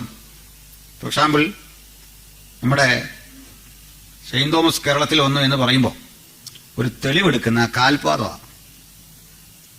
പാറയിലൊരു കാൽപാദം, അത് ഒരു കാലേ ഉള്ളതാണ്. എന്തൊരു ചവിട്ടി. ഇതാ മിത്തെന്ന് പറഞ്ഞാൽ ഇത്തരം കഥയല്ല. പിടിയിട്ടോ? മിത്തിന് വേണ്ട അതല്ല, ആ ചരിത്രത്തിന് വേണ്ട അതല്ല. അതേ ഇടപെട്ട മനുഷ്യരോ അദ്ദേഹത്തിൻ്റെതായ കുറിപ്പുകളോ അത് നമുക്ക് ആ കാർബൺ ഡേറ്റിംഗ് ഒക്കെ വെച്ച് കാലഘട്ടം കണ്ടുപിടിക്കാൻ കഴിയുന്ന ഒരു സൂചനയാണ് വേണ്ടേ. പിടിയിട്ടോ? അതിനർത്ഥം അദ്ദേഹം വന്നില്ലെന്നല്ല പറഞ്ഞ. അതിനെടുത്ത ചരിത്രത്തിന്റെ തെളിവ് ആറ്റല്ല, കഥയല്ല ഇനി വേണ്ടത്. മനസ്സിലായില്ലേ? സംഭവങ്ങളുടെ ഇടമൂടി കിട്ടിയോ? അപ്പൊ നിയമങ്ങൾ മനസ്സിലാക്കിയേ. ബൈബിൾ അങ്ങനെയല്ല രൂപം പ്രാപിക്കുന്നത്. അത് മുമ്പോട്ട് വരുന്നത് ജീവിച്ചിരുന്ന രാജാക്കന്മാരോട്, സംഭവങ്ങളോട്, വിഷയങ്ങളോട് വടവരുതിയാണ് അതിലെ സത്യങ്ങൾ സ്ഥാപിച്ചത്. സ്തോത്രം. മുമ്പോട്ട് പോകാം. അപ്പോൾ കോലാട്ടുകൊത്തിന് ഏറ്റവും പ്രബലമായി തീർന്നു. അലക്സാണ്ടർക്ക് 4 സൈനികർ. ഒരുത്തന്റെ പേരെ പറഞ്ഞുള്ളൂ, ലെസിമാക്കസ്. ഇനി ഒരുത്തന്റെ പേര് കസാണ്ടർ എന്നായിരുന്നു. അലക്സാണ്ടറുടെ പേരോട് നല്ല സാമ്യം വരുന്നു. Cassander, second one. ഇനി മൂന്നാമതൊരുത്തനുണ്ട്, ടോളമി. ടോളമിയുടെ സ്പെല്ലിംഗ് എഴുതുമ്പോൾ പി എ തുടങ്ങണം, PTOLEMY, ടോളമി. ഓക്കെ, ഇതാണ് നമ്മുടെ മലയാളം ബൈബിളിൽ തലോമായി എന്നൊക്കെ കാണുന്നത്. തലോമായി. ഓക്കെ, ബർത്തലോമായി. ഇതെങ്ങനെയാണെന്ന് വെച്ചാൽ ഈ ടോളമിമാരൊരു വലിയ രാജവംശമാണ്. ഇവരെല്ലാം ധീരന്മാരായതുകൊണ്ട് പിന്നീട് വരുന്ന ആളുകളെല്ലാം ഈ കുഞ്ഞുങ്ങൾക്ക് ടോളമി എന്നുള്ള പേരങ്ങിടും. അങ്ങനെ എങ്ങോട്ട് തിരിഞ്ഞാലും നമ്മുടെ ഓതമംഗലത്തെ എൽദോസ് എന്ന് പറഞ്ഞ പോലെ ഇവരെ തട്ടിയിട്ട് നടക്കാൻ വയ്യാത്ത സ്ഥിതി വരും. അല്ലെങ്കിൽ ബേസിൽ എന്ന് പറഞ്ഞാൽ എങ്ങോട്ട് നോക്കിയാലും ഒരു ബേസിൽ അങ്ങനെ ഒരു വിഷയം വരുന്നതുകൊണ്ട് ഇവരെ തങ്ങളെ തിരിച്ചറിയാൻ വേണ്ടി ഒരു പേരിടും. ടോളമി കുഞ്ഞെന്നോ ടോളമി മോനെന്നോ ജോയി മോനെന്നൊക്കെ ഇടുന്ന പോലെ. 5-6 ജോയി ഉണ്ട്. ഒരു ജോയി നമ്മൾ ചെറിയ ജോയി എന്ന് വിളിക്കരുത്, വലിയ ജോയി ചെറിയ ജോയി എന്നൊക്കെ വിളിക്കുന്ന പോലെ. അങ്ങനെയാണ് ബർത്തലോമായി. തലോമായി കുഞ്ഞ്, തലോമായുടെ മോന്. ബർ അർത്ഥം പുത്രൻ. ഓക്കെ. അപ്പോ ഇത് ലോപിച്ചതാണ് ടോമി. ടോളമി ലോപിച്ചതാണ് ടോമി. അത് തിമായി, ബർത്തിമായി. വലിയൊരു വിഷയം കൂടെ വരും, ശ്രദ്ധിച്ച്. ബർത്തിമായി ഒരു കുരുടൻ വഴി കിടക്കുന്നുണ്ടോ? അവൻ ഈ പേര് വന്നത് ഒരു രാജാവിന്റെ പേരിൽ നിന്നാ, ഒരു രാജവംശത്തിന്റെ പേരിൽ നിന്നാ, ടോളമിയുടെ. മനസ്സിലായില്ലേ? രാജവംശത്തിലെ പേരാ. പക്ഷെ പണി ബെഗറ, യാചിക്കുക. തീരെ വിവരം കെട്ടവനല്ല അവൻ. അതുവഴി വരുന്ന യേശുവിനെ വിളിച്ച് വിളി കേട്ടോ, ദാവീദ് പുത്ര. മോശമല്ല കിടക്കുന്നേ, അണ്ടർ എസ്റ്റിമേറ്റ് ചെയ്യരുത്. കാരണം ഇവൻ ഈ പേരിട്ട് അമ്മ പറഞ്ഞു, കുഞ്ഞെ ഇതൊരു രാജാവിന്റെ പേരാ. അമ്മ ഇതൊന്നോർത്ത് വിട്ടല്ല. അമ്മയ്ക്ക് ഇനി ഇത് ആരായാലും മക്കൾ വലിയ മക്കളല്ലേ, സ്നേഹമാണ് അമ്മയ്ക്ക്. എന്റെ പേര് രാജാവിന്റെ പേരാ. ആ പേരും കൊണ്ട് യാചിക്കാനിരിക്കുമ്പോഴൊക്കെ അവനൊരു നാണക്കേടുണ്ട്. അപ്പോൾ ഈ അമ്മ പറഞ്ഞു കൊടുത്തിട്ടുണ്ട്, അയൽ രാജ്യങ്ങളിലെ രാജാക്കന്മാരെ പറ്റി, ആ കൂടെ ദാവീദിനെ പറ്റിയും കേട്ടിട്ടുണ്ട്. അവൻ ദാവീദ് പുത്രനായ യേശുവിനെ പറ്റി കേട്ടു. നാട്ടുകാരൊക്കെ യേശുവിനെ അപഹസിക്കുന്ന കാലത്തെ, മനസ്സിലായില്ലേ? തച്ചന്റെ മകനെ ആക്ഷേപിക്കുന്ന കാലത്തെ, ശാസ്ത്രം അറിയാത്തൊരു വിവരദോഷി എന്ന് വിളിക്കുന്ന കാലത്തെ, അന്ധനൊരുത്തൻ ഒറ്റയ്ക്ക് അവിടെ പറയുക, ദാവീദ് പുത്ര. ആ വിളിയാണ് സത്യത്തിൽ അവന്റെ ജീവിതത്തെ മാറ്റിമറിച്ചേ. അന്ധനായിട്ട് എന്താ കാര്യം? നമ്മളെ കണ്ണ് തുറന്നിട്ട് എന്താ കാര്യം? അവന് ഭാഗ്യവാനാ. കാരണം ഞാൻ നിങ്ങളൊക്കെ കണ്ണു തുറന്നപ്പോ അപ്പനെ അമ്മയെ, അതല്ലെങ്കിൽ ഈ ഡെലിവറി ആയിട്ട് ബന്ധപ്പെട്ട് നമ്മളെ സൂക്ഷിക്കാൻ വന്നൊരു മിഡ് വൈഫിനെ, അതും അല്ലെങ്കിൽ ഹോസ്പിറ്റല്, അല്ലേ? ഹോസ്പിറ്റലിൽ ജനിച്ചു എന്ന് പറഞ്ഞാൽ തന്നെ ഒരു ഭീകരതയാ. ഇവരെല്ലാം ഇങ്ങനെ മൂടിക്കെട്ടി നിൽക്കുന്നു. കൊച്ചനിത് കണ്ടാ ജനിച്ചേ. ആലോചിച്ച് നോക്കി, ഇത്തരം കാഴ്ച കണ്ടാ വന്നെങ്കിൽ. അന്ധനായ തിമായി കണ്ണു തുറന്നപ്പോൾ ആദ്യം കണ്ടത് യേശുവിനെയാണ്. പിന്നെ അന്ധനായി നിന്നിട്ട് വല്ല കുഴപ്പമുണ്ടോ? ഭൂതകാലം മുഴുവൻ അവൻ ഒന്നും അല്ലാതെ പോയി. പോട്ടെ, ടോളമിയെ മറക്കണ്ട, ആ പേര് പിന്നുണ്ടാക്കി ഇമ്പാക്റ്റ് മറക്കണ്ട. ഞാൻ വിഷയം വിട്ട് പോയതല്ല, അത് പോട്ടെ. വേറെ വിഷയത്തിൽ കൂടെ വന്നാ മനസ്സിലായോ? ഓക്കെ. അപ്പൊ ഇവിടെ എത്തി നമ്മള് 3. ഇനി ഒരുത്തന്റെ പേര് സെലൂക്കസ് എന്നായിരുന്നു. സെലൂസിഡുകൾ എന്നൊക്കെ ചരിത്രത്തിൽ ഇവരുണ്ട്. ഇതൊരു രാജവംശമാണ്. ഇവര് 4 പേരുണ്ട്. ഈ അലക്സാണ്ടർ ലോകത്തിന്റെ പലയിടങ്ങളിൽ പോയി പടവരുതി. അയാളുടെ ജീവിതമൊക്കെ ഒത്തിരി അരാജകത്വം നിറഞ്ഞതായിരുന്നു. ഇത്തരം ആളുകളൊന്നും ഈ പറഞ്ഞാൽ കേൾക്കാത്ത ആളുകൾ ജീവിതത്തിൽ എവിടെയും വിജയിക്കില്ല. അതേ ഒരു വിഷയം. നമുക്കൊരു മെന്റർ ഇല്ലെങ്കിലേ, ഞാൻ തന്നെയാണ് സർവ്വവും നമ്മൾ ചിന്തിച്ചു പോയാൽ നമ്മൾ തോറ്റുപോകും. നമ്മളെ ശിക്ഷിക്കാൻ ശാസിക്കാനൊക്കെ ഉള്ള അധികാര അനുവാദമുള്ള മെന്റേഴ്സ് വേണം ജീവിതത്തിൽ. ചില ആളുകൾ കണ്ടില്ലേ, ഒരു സഭയെ ശരിയല്ല, ഞാൻ വീട്ടിലിരുന്ന് പ്രാർത്ഥിക്കുക. ഒരു ദിവസം 2 ദിവസമൊക്കെ ഞായറാഴ്ച അവിടെ ഇരിക്കും. 3ാമത്തെ ആഴ്ചയിൽ അവൻ സീരിയലും കണ്ട് അവിടെ ഇരിക്കുന്ന കാണാം. മെന്റർ വേണം നമുക്ക്. ശിക്ഷിക്കുന്ന ശാസിക്കുന്ന ആത്മീയ ഗുരുക്കന്മാർ വേണം. ഇത് അലക്സാണ്ടർക്കും പറ്റിയ വഴിവിട്ട ജീവിതം, മദ്യപാനം, പലതരം കാര്യങ്ങളുണ്ട്.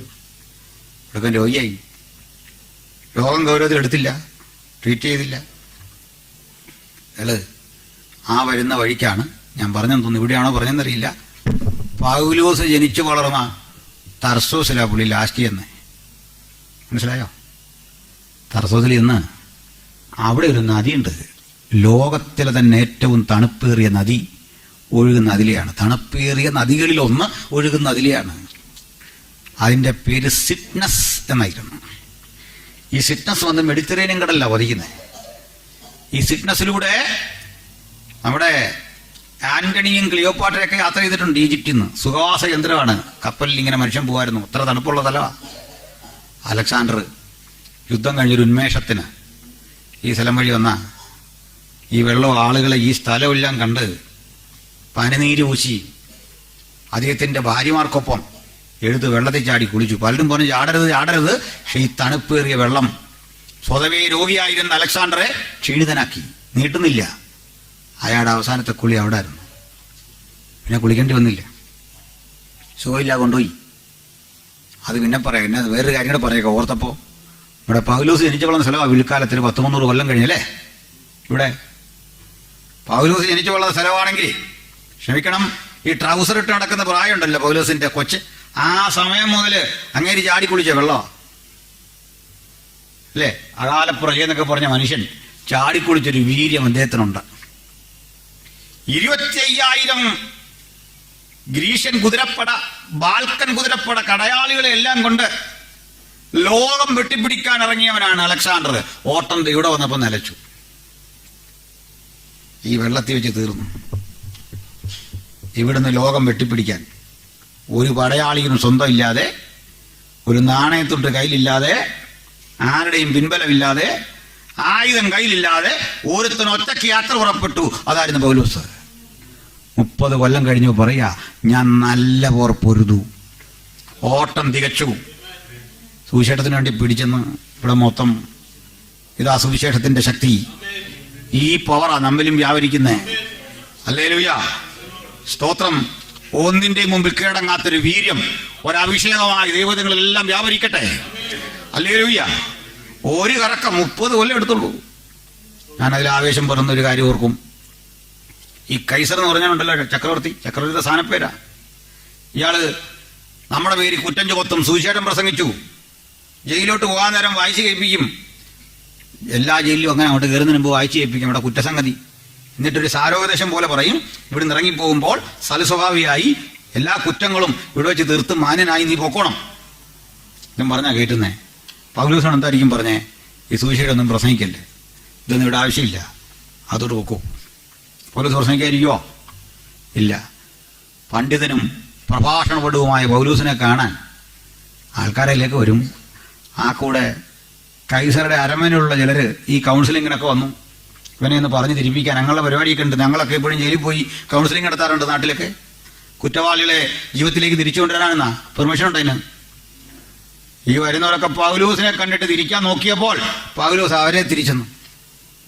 കൗൺസിലിങ്ങിന് വന്നവനെ അങ്ങ് തിരിച്ച്. കൗൺസിലിങ്ങിന് വന്നവൻ അവിടെ വെച്ച് യേശുവിനെ രക്ഷിതാവായി സ്വീകരിച്ചെന്നു. മനസ്സിലായോ? കൈസറുടെ വേണ്ടപ്പെട്ടവനെല്ലാം രക്ഷിക്കപ്പെട്ടെന്ന് തെളിവെന്നാന്നറിയണ്ടേ? പിന്നെ ലേഖനം എഴുതുമ്പോൾ കക്ഷി പറയാ, കൈസറുടെ അരമനയിലുള്ളവരും നിങ്ങൾക്ക് വന്ദനം ചൊല്ലുന്നു. വായിച്ചിട്ടുണ്ടോ? ഇതിപ്പോ അടി വേണോ? പിടിച്ച് നമ്മളെ അകത്തിട്ട അതിന്റെ വീട്ടിൽ കയറി നമ്മൾ ചർച്ച പ്ലാൻ ചെയ്യും. ഇതാ കാര്യം. ഞങ്ങൾ ഇതിനകത്ത് ഇടരുത്, ഇട്ട് കഴിഞ്ഞാൽ ഇതിനകത്തൊരു ചർച്ച ഒന്നിൽ, അല്ലെങ്കിൽ നിന്റെ വീട്ടിലുള്ളവനെ ഞങ്ങൾ മുക്കിപ്പോക്കും. പിണങ്ങിട്ട് കാര്യമില്ല. ഇതാണ് സുവിശേഷത്തിന് ബന്ധനമില്ല. എത്ര ആനന്ദമാണ് സുവിശേഷത്തിന് ബന്ധനമില്ലെന്നുള്ള ഓർമ്മ. അതാണ് നമ്മൾ പ്രസംഗിക്കുന്നത്. എല്ലാ ഇരുട്ടിന്റെ നിഗൂഢതകളെയും വെട്ടിമാറ്റുന്ന ഉജ്ജ്വലമായ ആയുധമാണ് സുവിശേഷം. ആ സുവിശേഷം എല്ലായ്പ്പോഴും എവിടെയും പ്രസംഗിക്കാൻ നമ്മൾ ബാധ്യസ്ഥരായി തീരണം. സ്തോത്രം. അപ്പൊ ഞാൻ പറഞ്ഞത് 4 പേര് ഇയാള് സുഖമില്ലാതെ കൊണ്ടുപോയി കൽത്തളത്തിൽ ഇങ്ങനെ കിടത്തിരിക്കുക. വാറ്റുമരുന്നും നീറ്റുമരുന്നൊക്കെ കൊടുക്കുന്നുണ്ട്. വൈദ്യന്മാരുടെ അടുത്ത് നിൽപ്പുണ്ട്. ചില നാളായിട്ട് ബോധമില്ല. ഇടയ്ക്കൊരു നിമിഷം കണ്ണു തുറന്നു. എന്തിനോ വേണ്ടി ഇങ്ങനെ അന്വേഷിക്കുകയാണ്. അന്വേഷിക്കുമ്പോൾ ഇതാ അടുത്ത് ലസിമാക്കസ് അടുത്ത് നിൽക്കുകയാണ്. എന്തോ ചക്രവർത്തിക്ക് പറയാനുണ്ടെന്നറിഞ്ഞ് ലസിമാക്കസ് അടുത്തേക്ക് ചെന്നു. ഈ കാതുകൾ ഇങ്ങനെ പിടിച്ചു വായുടെ അടുത്തിരിക്കുക. അതരത്തിനടുത്തേക്ക് ഈ കാത് കൊണ്ട് എന്നിട്ട് പറഞ്ഞു, പ്രഭോ ആജ്ഞാപിച്ചാലും പ്രഭോ പറയൂ, ഏത് രാജ്യം വെട്ടിപ്പിടിക്കണം, ഏതുവഴി പോണം? നമ്മുടെ പടയാളികൾ ഇങ്ങനെ ആയുധം രാഗിമിനിക്കി റെഡിയായി നിൽക്കുക. കുതിരയുടെ കടിഞ്ഞാണുകൾ കയ്യിലെന്ത് നിൽക്കുക. എല്ലാ ദിവസവും നിന്റെ ആജ്ഞ കേൾക്കാൻ ഏതുവഴി പോണം, എവിടം പിടിച്ചെടുക്കണം, പറയൂ. ഏതാനും നിമിഷങ്ങൾക്കുള്ളിൽ അങ്ങി കിടക്ക വിട്ടുണരും. നീ ഉണരുമ്പോഴേക്കും ഗ്രീസിന്റെ ഭൂപടത്തോട് ഞങ്ങൾ പുതിയൊരു രാജ്യം കൂടി ചേർക്കും. പറഞ്ഞാൽ മതി. ആജ്ഞാപിച്ചാലും പ്രഭോ. ഇത് കേട്ട അലക്സാണ്ടറുടെ കണ്ണിലൂടെ കണ്ണീർ ചാലുകൾ പുറത്തു വന്നു. വിക്കി വിക്കി ശബ്ദമെടുക്കാനാവാതെ പറഞ്ഞു, ലസിമാക്കസ്, എനിക്കിനി ആജ്ഞയൊന്നുമില്ല. ആജ്ഞാപിക്കുന്ന അലക്സാണ്ടർ അല്ലിത്. എനിക്കൊരപേക്ഷയാണുള്ളത്. അപേക്ഷ അബാസുമാർ പ്രസംഗിക്കുന്നു ഞാൻ പറഞ്ഞേ. ഓർമ്മയുണ്ടോ? മരിക്കും ഏതാനും നിമിഷങ്ങൾക്കുള്ളിൽ. അയാളുടെ മരണശേഷം കുറേ നാള് 5-6 വയസ്സുള്ളൊരു കൊച്ച് ഭരിച്ചു. അലക്സാണ്ടർ ജ്യേഷ്ഠൻ അവനെ വെച്ച് ഭരിച്ചു. കൊച്ചുകൊച്ചനെ ഉടുപ്പെല്ലാം ഇട്ട് രാജാവാക്കി. പക്ഷെ കുറേ കഴിഞ്ഞ് ഈ ഉടുപ്പെല്ലാം ഇട്ട് ഇവനായിക്കഴിഞ്ഞപ്പോൾ വയസ്സ് 5 or 6 ഒന്നും ഓർത്തില്ല, അവനങ്ങ് ഒറിജിനൽ രാജാവായി. വലിയ പ്രശ്നം. രാജ്യം അരാജകത്വത്തിലേക്ക് പോയി. ചുരുക്കത്തിൽ ബൃഹത്തായ ഗ്രീക്ക് സാമ്രാജ്യം 4 തുണ്ടുഭൂമികളായി 4 സൈനികർ അങ്ങ് വീതിച്ചെടുത്തു. 4 കഷ്ണം. ഇതിനായി 4 പേരുടെ പേര് പറഞ്ഞേ കേട്ടല്ലോ. ഇതൊക്കെ പിന്നീട് നടന്നാന്നേ, ചരിത്രത്തിലുള്ളതാന്നേ. പക്ഷെ നമ്മുടെ അത്ഭുതം അതല്ലെന്ന്. മഹാനായ ദാനിയേൽ പറയും, പ്രബലമായപ്പോൾ അവന്റെ വലിയ കൊമ്പ് തകർന്നു. അവന്റെ വലിയ കൊമ്പിന് പകരം ആകാശത്തിലെ 4 കാറ്റുകൾക്ക് നേരെ ഭംഗിയുള്ള 4 കൊമ്പ് മുളച്ചു വന്നു. കേട്ട വചനം വായിച്ചോ? നേരാണോ?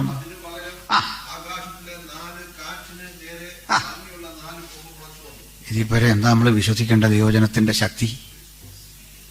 ചരിത്രത്തോട് ഇത്ര ഇടപെട്ട ഒരു കൃതി ലോകത്തില്ല.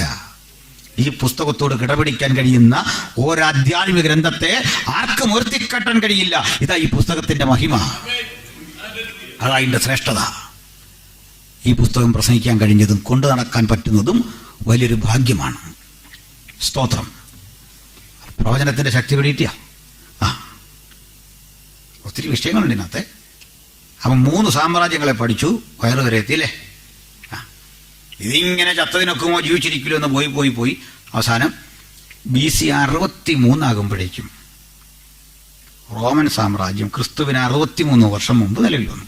പതുക്കെ ഇതുവരെയും പോകാത്തൊരു സാമ്രാജ്യം റോമൻ കേട്ടോ. അതങ്ങനെ പോയില്ല. റോമൻ സാമ്രാജ്യം ഇപ്പോഴും ഉണ്ട്. പേര് പറയാ, അതിന്റെ പേരാ യൂറോപ്യൻ യൂണിയൻ എന്ന്. അന്നത്തെ റോമൻ സാമ്രാജ്യത്തിലെ അംഗരാഷ്ട്രങ്ങളായി കിടക്കാൻ നമ്മൾ നിൽക്കുന്നതൊക്കെ മനസ്സിലായോ? പേരൊക്കെ മാറി. അപ്പോൾ റോമൻ സാമ്രാജ്യം എത്തുമ്പോഴേക്കും 4 സാമ്രാജ്യങ്ങൾ ലോകത്ത് വന്നു. ബിംബത്തിന്റെ 4 പാർട്സ് മനസ്സിലായോ? എന്തൊക്കെയാണ്? തങ്കം കൊണ്ടുള്ള ബാബിലോൺ, നെഞ്ചും കൈയും വെള്ളി കൊണ്ട് മേദ്യ പേർഷ്യ, വയറ് താമ്രം കൊണ്ടുള്ളത് ഗ്രീസ്, ദെൻ തുട ഇരുമ്പുകൊണ്ട് ഏതാ? റോമൻ. പിൽക്കാലത്ത് ഈ 2 കാലമുണ്ട്. രണ്ടായിട്ട് റോമ, പാശ്ചാത്യ റോമയും പൗരസ്ത്യ റോമയായിട്ട് കിഴക്കും പടിഞ്ഞാറായിട്ട് 2ആയിട്ട് വിഭജിക്കപ്പെട്ടു പോയി. കോൺസ്റ്റാന്റിനോപ്പിൾ കേന്ദ്രീകരിച്ച് ഒന്ന്, അത് നമ്മുടെ റോമ കേന്ദ്രീകരിച്ച് പക്ക റോമ കേന്ദ്രീകരിച്ച് 2ആയിട്ട് പോയി പിൽക്കാലത്ത്. അതൊക്കെ നമുക്ക് ചർച്ച ഹിസ്റ്ററിയായിട്ട് ബന്ധപ്പെട്ടൊക്കെ പഠിക്കേണ്ട ഒത്തിരി കാര്യങ്ങളുണ്ട് അതിനകത്ത്. അപ്പം ഈ കാലത്താണ് നമ്മുടെ കർത്താവ് ജനിക്കുന്നത്. 63 വർഷം മുമ്പ് വന്നല്ലോ. വന്നത് പ്രബലമായി. ഈ ഇസ്രയേൽ അടക്കമുള്ള രാജ്യങ്ങൾ അവരെ കാൽക്കീഴായി. അന്ന് അവിടെ ഭരിച്ചുകൊണ്ടിരുന്ന, യേശു ജീവിച്ചിരുന്ന സ്ഥലം ഭരിച്ചുകൊണ്ടിരുന്ന, അല്ലെങ്കിൽ ഇസ്രയേൽ ഭരിച്ചുകൊണ്ടിരുന്ന രാജ്യം റോമായിരുന്നു. റോമിന് കീഴിൽ ഒരു നാട്ടുരാജ്യമായി അത് കഴിഞ്ഞു. ആ നാട്ടുരാജ്യത്തിലെ രാജാവിന്റെ പേര് ഹെരോദ എന്നായിരുന്നു. ഓക്കെ. ബ്രിട്ടീഷുകാർ കൊണ്ട് നമ്മുടെ രാജ്യത്ത് വരുമ്പോഴും അവിടെയുള്ള രാജാക്കന്മാർക്ക് കുറെ അധികാരമുണ്ട്. പക്ഷെ എല്ലാ അധികാരവും ബ്രിട്ടീഷ് ഈസ്റ്റ് ഇന്ത്യ കമ്പനിക്ക് വിധേയമാണ്. 1857 വരെ, 1857 വരെ ബ്രിട്ടീഷ് ഈസ്റ്റ് ഇന്ത്യ കമ്പനിക്ക് കീഴിലായിരുന്നു. ഇന്ത്യയിലെ പ്രിൻസിലി സ്റ്റേറ്റ്സ് എല്ലാം അതിന് കീഴിലായിരുന്നു 57 വരെ. 1857 ഈസ്റ്റ് ഇന്ത്യ കമ്പനിയിൽ നിന്ന് അധികാരം ആർക്ക് പോയി? ബ്രിട്ടീഷ് ഗവൺമെന്റിന് പോയി, പാർലമെന്റിന്. അങ്ങനെ ഇന്ത്യ ഗവൺമെന്റ് ആക്ട് ഒക്കെ ഉണ്ടാകുന്നത്. ഇന്ത്യ ഗവൺമെന്റ് ആക്ട് എന്ന് മാത്രമല്ല, നമ്മൾ പറയാ ഇന്ത്യൻ പീനൽ കോഡ്, ഇന്ത്യ ശിക്ഷാ നിയമം ഇവിടെ ഉണ്ടാക്കിയതാണ്. ഇവിടുന്ന് മെക്കോളെ പ്രഭുവിന്റെ കാലത്ത് 1816 ഇന്ത്യൻ പീനൽ കോഡ് ഉണ്ടാകുന്നത്. അറിയായിരുന്നോ? കേട്ടില്ല? ഇവിടുന്ന് ഉണ്ടായ സാധനം ഇന്ത്യൻ പീനൽ കോഡ്. ഒരു ഗവൺമെന്റ് ഓഫ് ഇന്ത്യ സെക്രട്ടറിയെ വെച്ചുകൊണ്ട് അവർ നടത്തി ഭരണം. ഒത്തിരി സംഭവങ്ങളുണ്ട് ഇന്ത്യയിൽ ഇന്ന് കാണുന്ന. ആ സംഭവങ്ങൾ നമ്മളെ ഇന്നും പെറ്റിയടിക്കുന്നത് 1860 നിയമം വെച്ചാണ് ഇന്ത്യൻ പീനൽ കോഡ് വെച്ച് ഇവിടുന്ന് ഉണ്ടാക്കിയ സംഗതിയാണ്. 1860 നിയമമാണ്. അത് ഭേദഗതിയൊക്കെ വന്നിട്ടുണ്ടെങ്കിലും സമ്പൂർണ്ണമായിട്ട് മാറ്റിയിട്ടില്ല. കോടതിയിൽ ഇന്ന് നടക്കുന്ന വ്യവഹാരം അന്ന് എഴുതിയാണ്. അപ്പൊ കണ്ടോ, റോമിലുണ്ടായ, ബാബിലോണിലുണ്ടായ നിയമം കറങ്ങിത്തിരിഞ്ഞ് വന്ന വരെ കൊണ്ടോ ലോകത്തിൽ ഏറ്റവും വലിയ ജനാധിപത്യ രാജ്യം വരെ അതിന്റെ സ്വാധീനം ഉണ്ടായണ്ടോ? ഏറ്റവും കൂടുതൽ മനുഷ്യരോടല്ലേ? അവിടെ വരെ അതിന്റെ നിയമത്തിന്റെ ആ സ്പർശനം, അതിന്റെ സ്വാധീനം ഉണ്ടായി. ഇതുപോലെ റോമക്കാർ ലോകത്തെ ഭരിക്കുമ്പോൾ ഇസ്രയേൽ ഭരിച്ചിരുന്ന രാജകുടുംബത്തിന്റെ പേരായിരുന്നു ഹെരോദ. ഹെരോദ എന്നയാളുടെ പേരല്ല, സ്ഥാനപ്പേരാ. ഓക്കെ, ഫറവോ എന്നൊക്കെ പറഞ്ഞ പോലെ ഒരു കുടുംബത്തിന്റെ പേരാണ് ഹെരോദ. ഹെരോഡിയൻസ് ഒത്തിരിയുണ്ട്. ഹെരോദ അഗ്രിപ്പ അങ്ങനെയൊക്കെ ഉണ്ടല്ലോ, ഹെരോദ അന്തിപ്പാസ് ഇങ്ങനെയൊക്കെ വായിച്ചിട്ടുണ്ടല്ലോ. ഒരു കുടുംബത്തിന്റെ പേരാ. വാസ്തവത്തിൽ ഇത് റോമക്കാരല്ല. യഹൂദന്മാരെ ഭരിച്ചിരുന്ന കക്ഷികളാരാ? റോമക്കാരല്ലെന്ന്. യഹൂദന്മാരും അല്ല. പിന്നെ ആരാന്നറിയണ്ടേ? നമ്മുടെ അബ്രാമിന്റെ പുത്രനായ ഏശാവിനെ ഓർക്കുന്നുണ്ടല്ലോ, ഇസാക്കിന്റെ കൂടെയുള്ള ഏശാവിന്റെ കൊച്ചുമക്കളായിരുന്നു ഹെരോദാക്കന്മാർ. ഓക്കെ, ഇവർക്ക് സർക്കംസിഷൻ ഉണ്ട്. അബ്രഹാമിനെ പിതാവുമാണ്. ഇതുകൊണ്ട് ആലയത്തിൽ ചെല്ലാം. യഹൂദന്മാരുമായിട്ടൊരു അയ്യപ്പുണ്ട്. ഓക്കെ, ചെറിയൊരു ബന്ധം. എന്നൊരു കുഴപ്പം, കാര്യത്തോടെടുക്കുമ്പോൾ ഇവർ യഹൂദരെ തള്ളിയിട്ട് റോമക്കാരെ പിന്തുണയ്ക്കൂ. കാരണം അധികാരം പോലെങ്കിൽ ഒറ്റ സസ്പെൻഷൻ മതി, നോ മോർ കിങ്, തീർന്നു. ഇത് നിലനിർത്താൻ വേണ്ടി ഇയാൾ ഇങ്ങനെ മത്സരിച്ചുകൊണ്ടിരിക്കും. ഈ കുടുംബം ഒഴുക്കം, ഈ കുടുംബം മത്സരിച്ചുകൊണ്ടിരിക്കെ ഈ റോമക്കാരൻ എന്തെന്ന് വെച്ചാൽ ഇയാളുടെ ചേട്ടന്റെ മോനെ പിടിച്ച് ഹെരോദാക്കി അഭിഷേകം ചെയ്ത് അവിടുത്തെ രാജാവാക്കിയിട്ട് പഴയ രാജാവിനെ കളയും. അപ്പൊ ചുരുക്കി പറഞ്ഞാൽ ഭരണകൂടത്തിൽ നിന്ന് ആ തിട്ടൂരങ്ങൾക്കനുസരിച്ച് മാത്രമേ ഹെരോദാവിന് പോകാൻ പറ്റൂ. അധികാരമില്ല. ഈ കൂടുതൽ പണിയും കൂടെ കൊടുത്തിട്ടുണ്ട്. ഒരു പക്കാ റോമക്കാരനെ ഗവർണറായിട്ട് എന്റെ മീതെ കൂടെ വെക്കും. കണ്ടോ, പണിയില്ലാത്ത മനുഷ്യർ അന്നുമുണ്ട്. ഒരു പണിയില്ലാത്ത കുറെ പേര് ഗവർണർ എന്ന് പറഞ്ഞ് പണ്ടുമുണ്ട്. നമ്മുടെ ഗവർണറല്ല കേട്ടോ. നമ്മുടെ ഗവർണർ, എനിക്ക് അദ്ദേഹത്തെ വലിയ ഇഷ്ടമാണ്. അനീതിക്കെതിരെ പോരാടുന്ന ഒരു മനുഷ്യനാണ്. മന്ത്രിമാരെ പ്രൈവറ്റ് സ്റ്റാഫിന്റെ എല്ലാം എണ്ണം കുറയ്ക്കണം എന്നൊക്കെ പറയുന്ന ആളാ. പക്ഷെ പുള്ളിയുടെ ഓഫീസിൽ 200 പേര്. അത് വേറെ കാര്യം.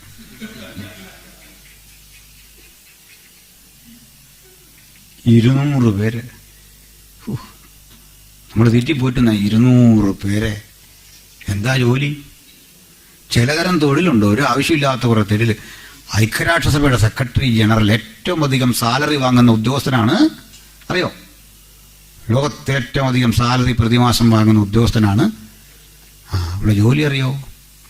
ഉക്രൈനിൽ റഷ്യ ആക്രമണം നടത്തുമെന്നറിഞ്ഞപ്പോൾ ഒന്ന് ഞെട്ടിയെന്നു.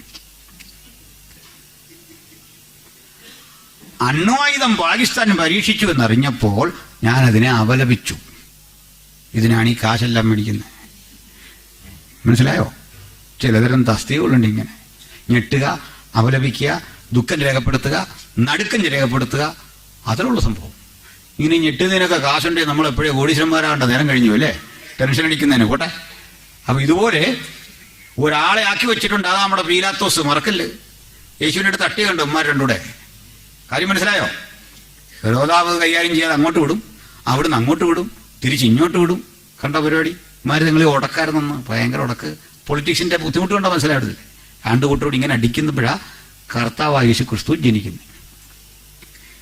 ഇപ്പൊ യേശുവിന്റെ ജനനകാലം ചരിത്രത്തിലെ സുപ്രധാനമായ ഒരു കാലഘട്ടമായിരുന്നു. എന്താ കാര്യം അറിയോ? ഗലാത്യർ 4:4 വായിച്ചു.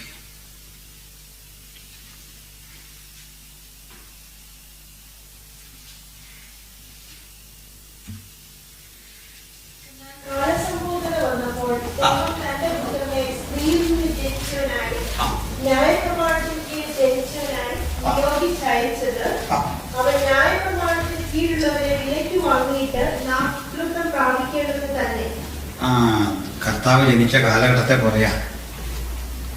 കാലസമ്പൂർണത വന്നപ്പോൾ, ഇംഗ്ലീഷ് വായിച്ച് ഗലാത്യർ, Galatians 4:4. Someone read in English. Fullness of time. When the fullness of time had come. അപ്പോഴാണ് യേശു ജനിക്കുന്നത്. ഈ ഫുൾനെസ് ഓഫ് ടൈം എന്ന് പറഞ്ഞാൽ ഒരാൾ ചോദിക്കുക, ഇങ്ങനെ കാലസമ്പൂർണത വന്നപ്പോൾ യേശു ജനിച്ചു എന്ന് പറഞ്ഞാൽ എന്താണ് ഈ കാലസമ്പൂർണത? അറിയോ? പറയാം. യേശുവിന്റെ ലക്ഷ്യം എന്താ? എന്തിനാ യേശു വന്നേ? കർത്താവ് എന്തിനാ ജഡമെടുത്ത് ഭൂമിയിലേക്ക് വന്നേ? അതിനാട്ടങ്ങ് പറഞ്ഞു, ഒത്തിരി നാൾ സ്വർഗത്തിൽ ഇരുന്നല്ലേ, എത്ര നാൾ ഇങ്ങനെ ഇരിക്കും, ഒരു മുഷി വെക്കുന്ന മാറട്ടെന്ന് ഓർത്ത് ഇന്ന് പോയേക്കാന്നോർത്ത് വന്നാണോ? നമ്മളിങ്ങനെ വോക്കിങ്ങിന് പോകുന്നല്ലേ, എന്നാ ഭൂമി കിടക്കെന്ന് പോയേക്കാം. അപ്പൊ വന്ന സമയം ഫുൾനെസ് ഓഫ് ടൈം. എന്താണ് ഈ ഫുൾനെസ് ഓഫ് ടൈം? പറയാം. അല്ല, അതായത് യേശുവിലൂടെ നമ്മൾ അറിയേണ്ടത് ഗോസ്പലാണ്, അല്ലേ? അതാ അതിലെപ്പോഴും ഓർത്തോണം. കടലിൻ മീതെ യേശു നടന്നു, 5 അപ്പം 5000 കൊടുത്തു, ലാസറിനെ ഉയർപ്പിച്ചു. ഇതെല്ലാം കേട്ടിട്ട് നമുക്കൊരു ചോദ്യം ചോദിക്കാം. ഇതൊക്കെ ഒരാൾ എന്നോട് പറഞ്ഞെന്ന് കുട്ടിക്കൂ. ഞാൻ എൻ്റെ ശുദ്ധാത്മാവ് ചോദിക്കും, ഇതിനൊക്കെ എനിക്കെന്നാ ചെയ്തു? മനസ്സിലായോ? കടലിൻ മീതെ നടന്നേ നടക്കട്ടെ, എനിക്ക് വിരോധമൊന്നുമില്ല. എനിക്ക് ഉപയോഗം വല്ലതും ഉണ്ടോ? യേശു ഗലീലിയ കടലിന്റെ മീതെ കൂടെ നടന്നപ്പോൾ നമുക്ക് എന്തെങ്കിലും ഒരു ഉപയോഗം ഉണ്ടായോ? ഒരു ഉപയോഗം ഉണ്ടായില്ലെന്ന്. ലാസർ ഉയർത്തു, ലാസറിന് കൊള്ളാം, ഉള്ള വീട്ടുകാർക്ക് നമുക്ക് എന്ത് നേട്ടം? മനുഷ്യരാശിക്ക് കിട്ടിയ നേട്ടം എന്താണെന്നറിയണ്ടേ? അവൻ ക്രൂശിക്കപ്പെട്ടു. ഇതായി പറഞ്ഞ, അല്ല പിണങ്ങിയതല്ല. പിടിയോ? യേശു ക്രൂശിക്കപ്പെട്ടത് മുഴുവൻ മനുഷ്യർക്ക് വേണ്ടി. അത്ഭുതം ചെയ്തത് അല്ലെങ്കിൽ ആ പ്രവൃത്തികളല്ല യേശുവിന്റെ മഹനീയത. Crucifixion. You crucified on the cross of Calvary for the deliverance of mankind. ഇതാണ് ഗോസ്പൽ. ഇത് പറയാത്ത സുശേഷാവോ? നമുക്ക് അത്ഭുതം അടയാളം വിശ്വാസമില്ലായിട്ടുള്ള ഇതാണെന്ന് ഏറ്റവും പ്രധാനം. യേശു ക്രൂശിക്കപ്പെട്ടത് കൊണ്ടാണ് എന്റെ രക്ഷ യാഥാർത്ഥ്യമായത്. ഈ രക്ഷയുടെ മഹത്വം സ്വർഗത്തിലും പാടുന്ന കേട്ടില്ലേ? രക്ഷ എന്നത് ദൈവത്തിന്റെയും കുഞ്ഞാടിന്റെയും ദാനം എന്ന് പറഞ്ഞ് നമ്മുടെ രക്ഷ കണ്ട് ദൂതഗണങ്ങൾ വാർത്തു പാടുക അവിടെ. അതുകൊണ്ടാണ് എബ്രായരുടെ കർത്താവ് പറയുന്നത്, ഇത്ര വലിയ രക്ഷ, ഹൗ ഗ്രേറ്റ് സാൽവേഷൻ. അതാ നമുക്കുള്ള. ഇതെന്ത് ചെയ്യണം? ലോകത്തെത്തിക്കണം, വേണ്ടേ? ആ പൗരാണിക ലോകത്ത് ഇതെത്തിക്കാൻ യേശുവിൻ്റെ വരവിന് മുമ്പ് വഴികൾ ഒരുങ്ങി. അറിഞ്ഞായിരുന്നു എങ്ങനെയാന്ന്? പറയാം. യേശു ജനിക്കും മുമ്പ് ലോകം രാഷ്ട്രീയമായി ഒരുങ്ങി. Politically well prepared itself for the manifestation of Christ or the expansion of gospel. എങ്ങനെയാണെന്നറിയണ്ടേ? പറയാം. ബാബിലോണിൽ ലോകത്തെ ഭരിച്ചത് നന്നായി. എന്താ പറഞ്ഞാലും ബ്രിട്ടീഷുകാർ ഇന്ത്യ ഭരിച്ചത് നന്നായില്ലേ? ധൈര്യമായിട്ട് പറഞ്ഞ നന്നായി. ഒരു 10-25 കൊല്ലം കൂടെ അവർ ഭരിച്ചിരുന്നത് വളരെ നന്നായിരുന്നു. ഇത് രാജ്യദ്രോഹമൊന്നുമല്ല, ഞാൻ എൻ്റെ അഭിപ്രായം പറഞ്ഞു. ആ പാലവും കെട്ടവും കണ്ടില്ല, അതൊക്കെ ഒരു കുഴപ്പമില്ല. ഇരിപ്പുണ്ട് നിയമം. സാദി എന്തെല്ലാം വൃത്തിയുടെ അവിടെ നടന്ന് മനുഷ്യനെ പച്ചയ്ക്ക് കത്തിക്കില്ലേ സ്ത്രീകളെ? വിലങ്കേരി ഇവിടുന്ന് ചെല്ലുമ്പോൾ ഒരു പെണ്ണ് കൂടി അതിനെ പിടിച്ചു കെട്ടിക്കൊണ്ട് ഭർത്താവിൻ്റെ ചിതയിലിട്ട് കത്തിക്കുന്ന രംഗം കണ്ടു. പുള്ളിനെ പിടിച്ചു മാറ്റാനൊക്കെ നോക്കി, ചെയ്യരുതെന്ന് വിലപിച്ചു. സമ്മതിക്കൂ? ഭയങ്കര പ്രശ്നമായി. ആകെ വിഷയം. 8-9 വയസ്സേ ഉള്ളൂ. ഭർത്താവിന് 10-85 വയസ്സുണ്ട്. അതാ അന്ന് അവിടെ നടന്നിരുന്നേ. 55 വയസ്സുള്ളവൻ കെട്ടുന്നത് 9 വയസ്സുള്ള കൊച്ചിനെ. മിക്കവാറും ഈ കല്യാണം കഴിഞ്ഞ് വരുന്ന വഴിക്ക് ഈ കാർന്നൊരു തട്ടിപ്പോവും, പ്രായം കാരണം. മനസ്സിലായില്ല? അതെൻ്റെ ഒരു വ്യാഖ്യാനമാണ്. അങ്ങനെ അങ്ങാണ്ട് ചത്തത് അയാൾ. ഇവിടിട്ട് കത്തിച്ചു. നെയ്യെല്ലാം ഉരുക്കി ഒഴിച്ചാ കത്തിക്കുന്നത്. മുള വെച്ച് കെട്ടും ഇങ്ങനെ മനുഷ്യരീരും ഇതും കൂടെ ഏരി ഇങ്ങോട്ട് കത്തയച്ചു. അവിടെ ചെന്നിട്ട് നമ്മുടെ അന്ന് ഭരിച്ചിരുന്ന നമ്മുടെ മൗണ്ട് ബാറ്റണല്ലോ, പേര് വിട്ടുപോയി. അപ്പം അയാൾ എന്ന് പറഞ്ഞു, പുള്ളി ഇത് മാറ്റാനൊക്കെ വേണ്ടി ഇരുന്നു. പക്ഷെ അവിടുത്തുകാർ പറഞ്ഞു, ആചാരം ഞങ്ങൾക്ക് വേണം, മാറ്റരുത്. 75,000 സ്ത്രീകളാ മുംബൈയുടെ തെരുവീതിയിലൂടെ ചിന്താവാദി വിളിച്ച് നടന്നത്. സതി ഞങ്ങൾക്ക് വേണം, ഞങ്ങൾക്ക് വേണം. പിന്നെ ഇയാൾക്കെന്നാ? ഞങ്ങൾക്കിത് വേണമെന്ന്. എത്ര നാൾ കഴിഞ്ഞ് ഇതൊക്കെ നടപ്പിലായേ? വർഷങ്ങളെടുത്തു. മൗണ്ട് ബാറ്റനാ? അല്ല, മൗണ്ട് ബാറ്റനല്ല, അത് നെഹ്റുവിൻ്റെ കടുത്താണ്.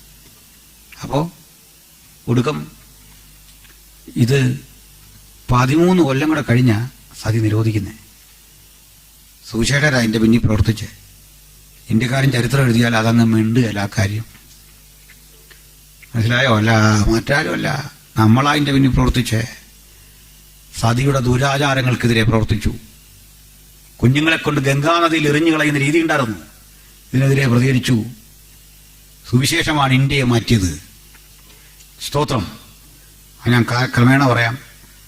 ഇതിൻ്റെ എല്ലാ സുഖങ്ങളും അനുഭവിച്ചിട്ട് പറയാ, ഇന്ത്യക്ക് പഴയ ഒരു പാരമ്പര്യം ഉണ്ടായിരുന്നു. അതാ ഞങ്ങൾ പൊളിച്ചടിക്കുക, മനസ്സിലാക്കിക്കൂ. അതാ തിരിച്ചു കൊണ്ടുവരാൻ ശ്രമിച്ചത്. സുവിശേഷമാണ് ഇന്ത്യ മാറ്റിമറിച്ചേ, ഒരു ഇസമല്ല മാറ്റിമറിച്ചേ, കമ്മ്യൂണിസം ഒന്നുമല്ല ഇന്ത്യ മാറ്റിമറിച്ചേ. അങ്ങനെയാണെങ്കിൽ ബംഗാളിലൊക്കെ മാറണം. ഈ ഇന്ത്യയെ മാറ്റിമറിച്ചത് യേശുവിന്റെ വചനമാണ്.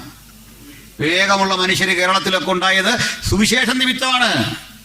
ഈ അക്ഷരമാണ് അവർ പവർ നൽകി, ഈ വചനത്തിലെ ശക്തിയാണ് നൽകിയത്. സ്തോത്രം. ഞാൻ 1947 ആഗസ്റ്റ് 15 എന്ന് പറഞ്ഞ് ഒരു മെസ്സേജ് ചെയ്തിട്ടുണ്ട്. അതിനകത്ത് ഇതെല്ലാം അടുക്കോടെ ചിട്ടയോടെ പറയുന്നുണ്ട്. എല്ലാ വർഷവും വീണ്ടും പുതിയതും പറയും. സ്തോത്രം. തിരിച്ചു വരാം. ഈ ലോകം ഭരിച്ചവർ ഒരു പൊളിറ്റിക്കലി ഒരു ബോധമുണ്ടായി. ഇത് കൂടാതെ റോമക്കാരെ കൊണ്ടൊരു ഗുണമുണ്ടായി പറയാം. ഈ റോമക്കാര് ഒരു കാര്യം ചെയ്യും, നല്ല റോഡ്, ഒന്നാം തരം റോഡ്. ഇപ്പോഴും കണ്ടോ റോഡ് കണ്ടോ ഇവരെ? അമേരിക്കയിലൊക്കെ ചില റോഡ് എന്താ ഇതിലും ഭയങ്കര വീതി. ഹൈവേ എന്നൊക്കെ പറഞ്ഞാൽ എന്താണെന്ന്. അതിന് നമ്മളവിടെ ഹൈവേ എന്ന് പറഞ്ഞിട്ട് ഉള്ള റോഡിൽ കൂടെ കുമ്മായങ്കലയ്ക്ക് ഒരു വര ഇട്ടിട്ട് ഹൈവേ ആണ്.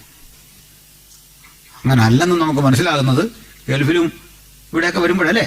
ഇപ്പം മാറി, ഇപ്പോൾ ഒത്തിരി മാറി കേട്ടോ, നല്ലത്. അപ്പൊ ലോകത്തെ ഏറ്റവും നല്ല റോഡ്, എല്ലാ റോഡും റോമിലേക്ക് ഇല്ലേ? ദെൻ അടുത്ത കേൾക്കണം.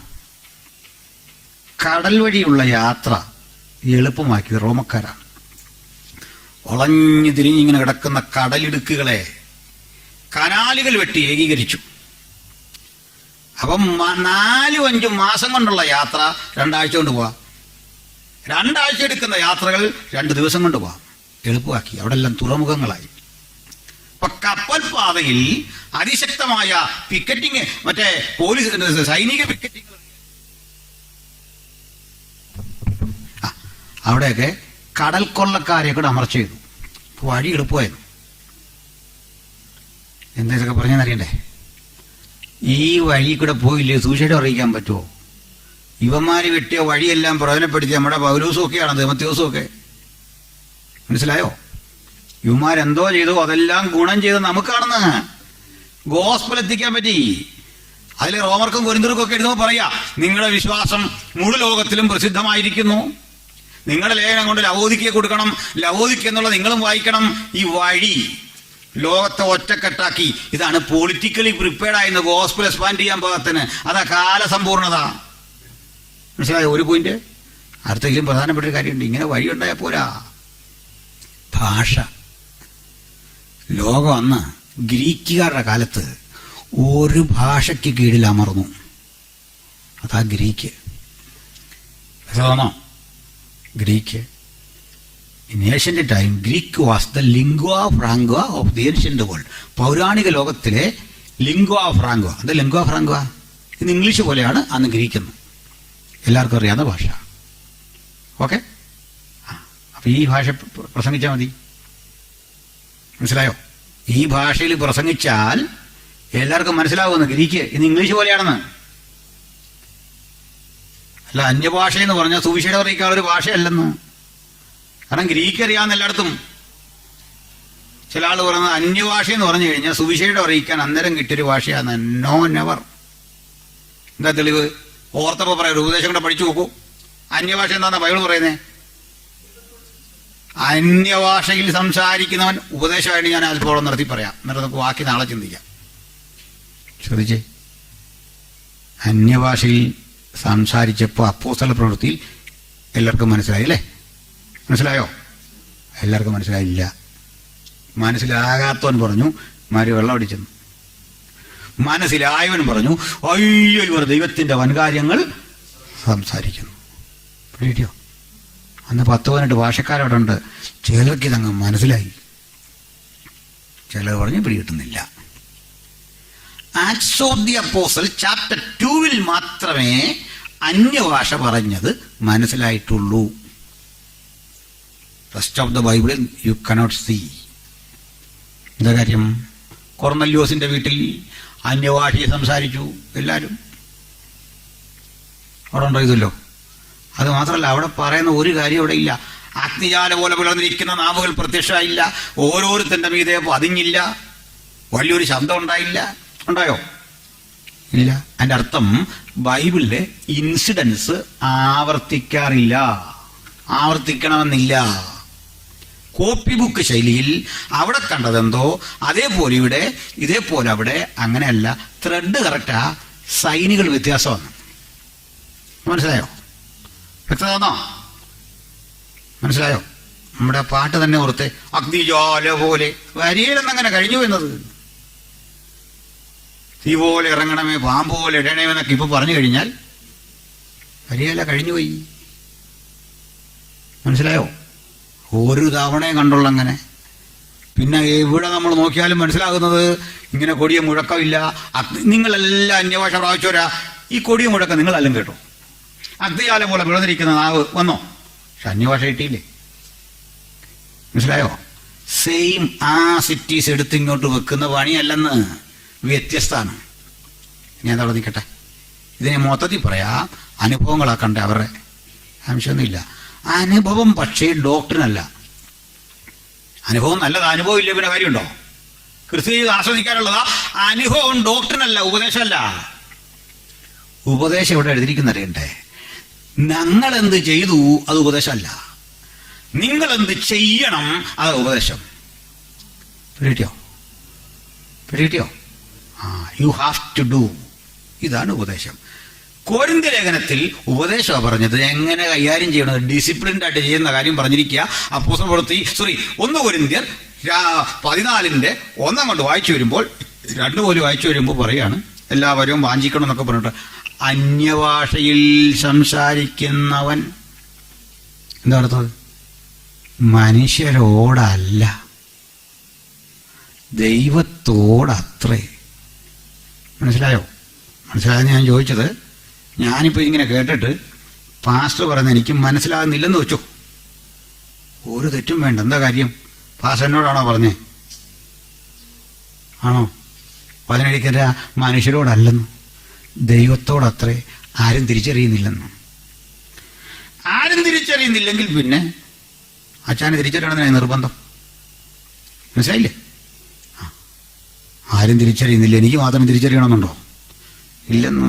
ആരും തിരിച്ചറിയുന്നില്ല, എങ്കിലും അവൻ ആത്മാവിൽ മർമ്മങ്ങളെ സംസാരിക്കുന്നു. പിടികിട്ടിയോ? അപ്പോൾ ഒരു വലിയ വിഷയം. വ്യാഖ്യാനി ഇല്ലാഞ്ഞാൽ എന്ത് ചെയ്യണം? എന്ത് ചെയ്യണം? പറഞ്ഞോ ധൈര്യമായിട്ട്. തെറ്റിക്കുന്നവരുണ്ടോ? അതിനാ വ്യാഖ്യാനി ഇല്ലാഞ്ഞാൽ അന്യഭാഷക്കാരൻ എന്ത് ചെയ്യണം? പറഞ്ഞോ. സഭയിൽ മിണ്ടാതിരിക്കണമെന്നൊരു വാക്യം തന്നാൽ ഇപ്പൊ നിങ്ങൾക്ക് 1000 പൗണ്ട് ഞാൻ തരും. എൻ്റെ എത്ര ഉണ്ട്, അതുകൊണ്ട് പറഞ്ഞ റെഡിയാ? റെഡി ക്യാഷായി. മിണ്ടാതിരിക്കണമെന്നൊരു വാക്യം ചില ചുറ്റിക്കുന്ന ഇവിടെ ബൈബിൾ അറിയില്ല, പാതി രചിച്ചു വെച്ചിട്ട് അതാണ് ശരി എന്ന് പറഞ്ഞ് ഉപദേശം സ്ഥാപിക്കാൻ വരും. മിണ്ടാതിരിക്കണമെന്നല്ല വാക്യോടെ ഞാൻ പറഞ്ഞേക്കാം. 14:28 എടുത്തേ. ഫസ്റ്റ് കൊരിന്ത്യർ ചാപ്റ്റർ 14:28 വായിച്ചേ.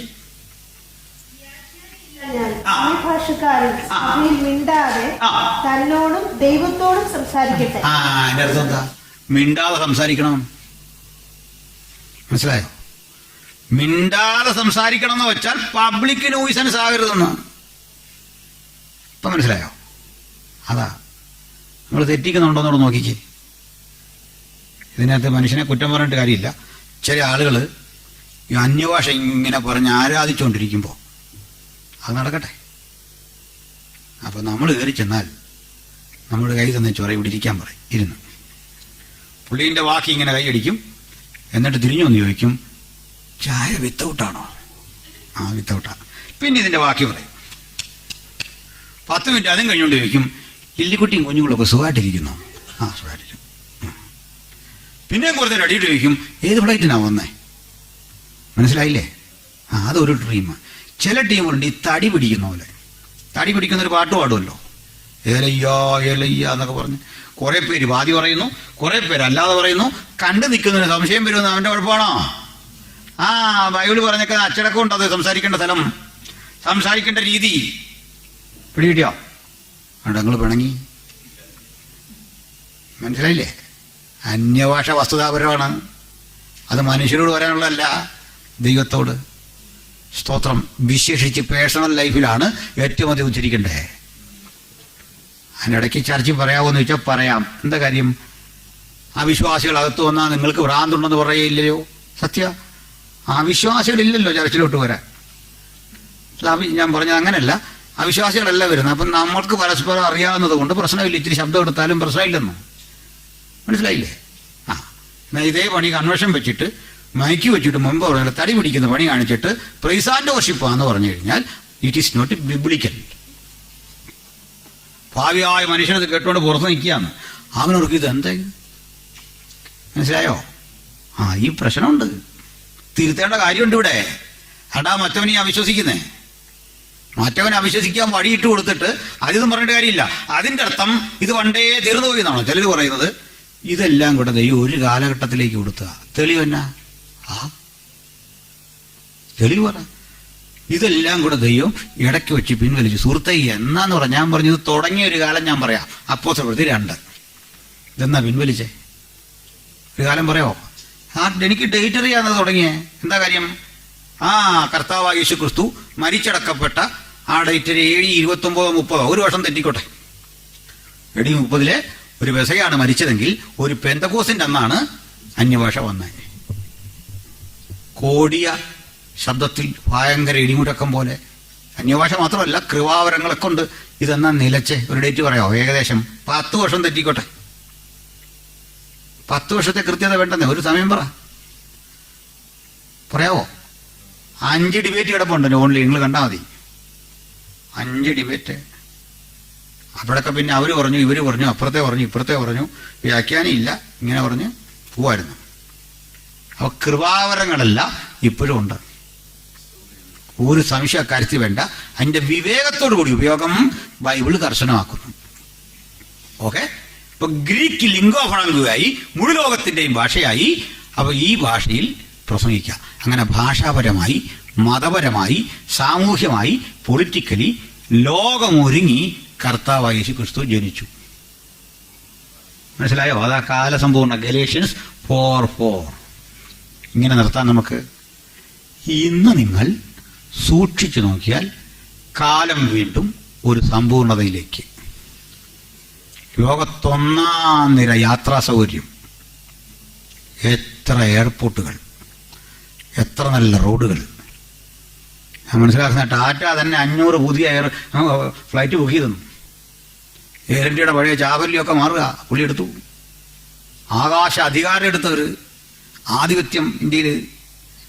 അപ്പോൾ ലോകത്തേറ്റവും വേഗതയാർന്ന യാത്ര ഫ്ലൈറ്റ് പോലും ആയിരിക്കില്ല അടുത്ത കാലഘട്ടത്തിന്റെ യാത്രാ സൗകര്യം. നമ്മൾ ചിന്തിക്കുന്നതിനപ്പുറത്തേക്ക് പോയി. കടൽ യാത്ര സുഗമമായി. ഇത്രയും ശക്തമായ ടെലികമ്മ്യൂണിക്കേഷൻസ് കണ്ടോ? ലോകം ഒരുങ്ങുന്ന. വീണ്ടും ലോകം ഒരു ഭാഷയ്ക്ക് കീഴിൽ, പണ്ടത്തെ പോലൊരു ഭാഷയ്ക്ക് കീഴിൽ. എന്തിനാ? രാജ്യത്തിന്റെ ഈ സുവിശേഷം മുഴു ലോകത്തോടും പ്രസംഗിക്കും. ആ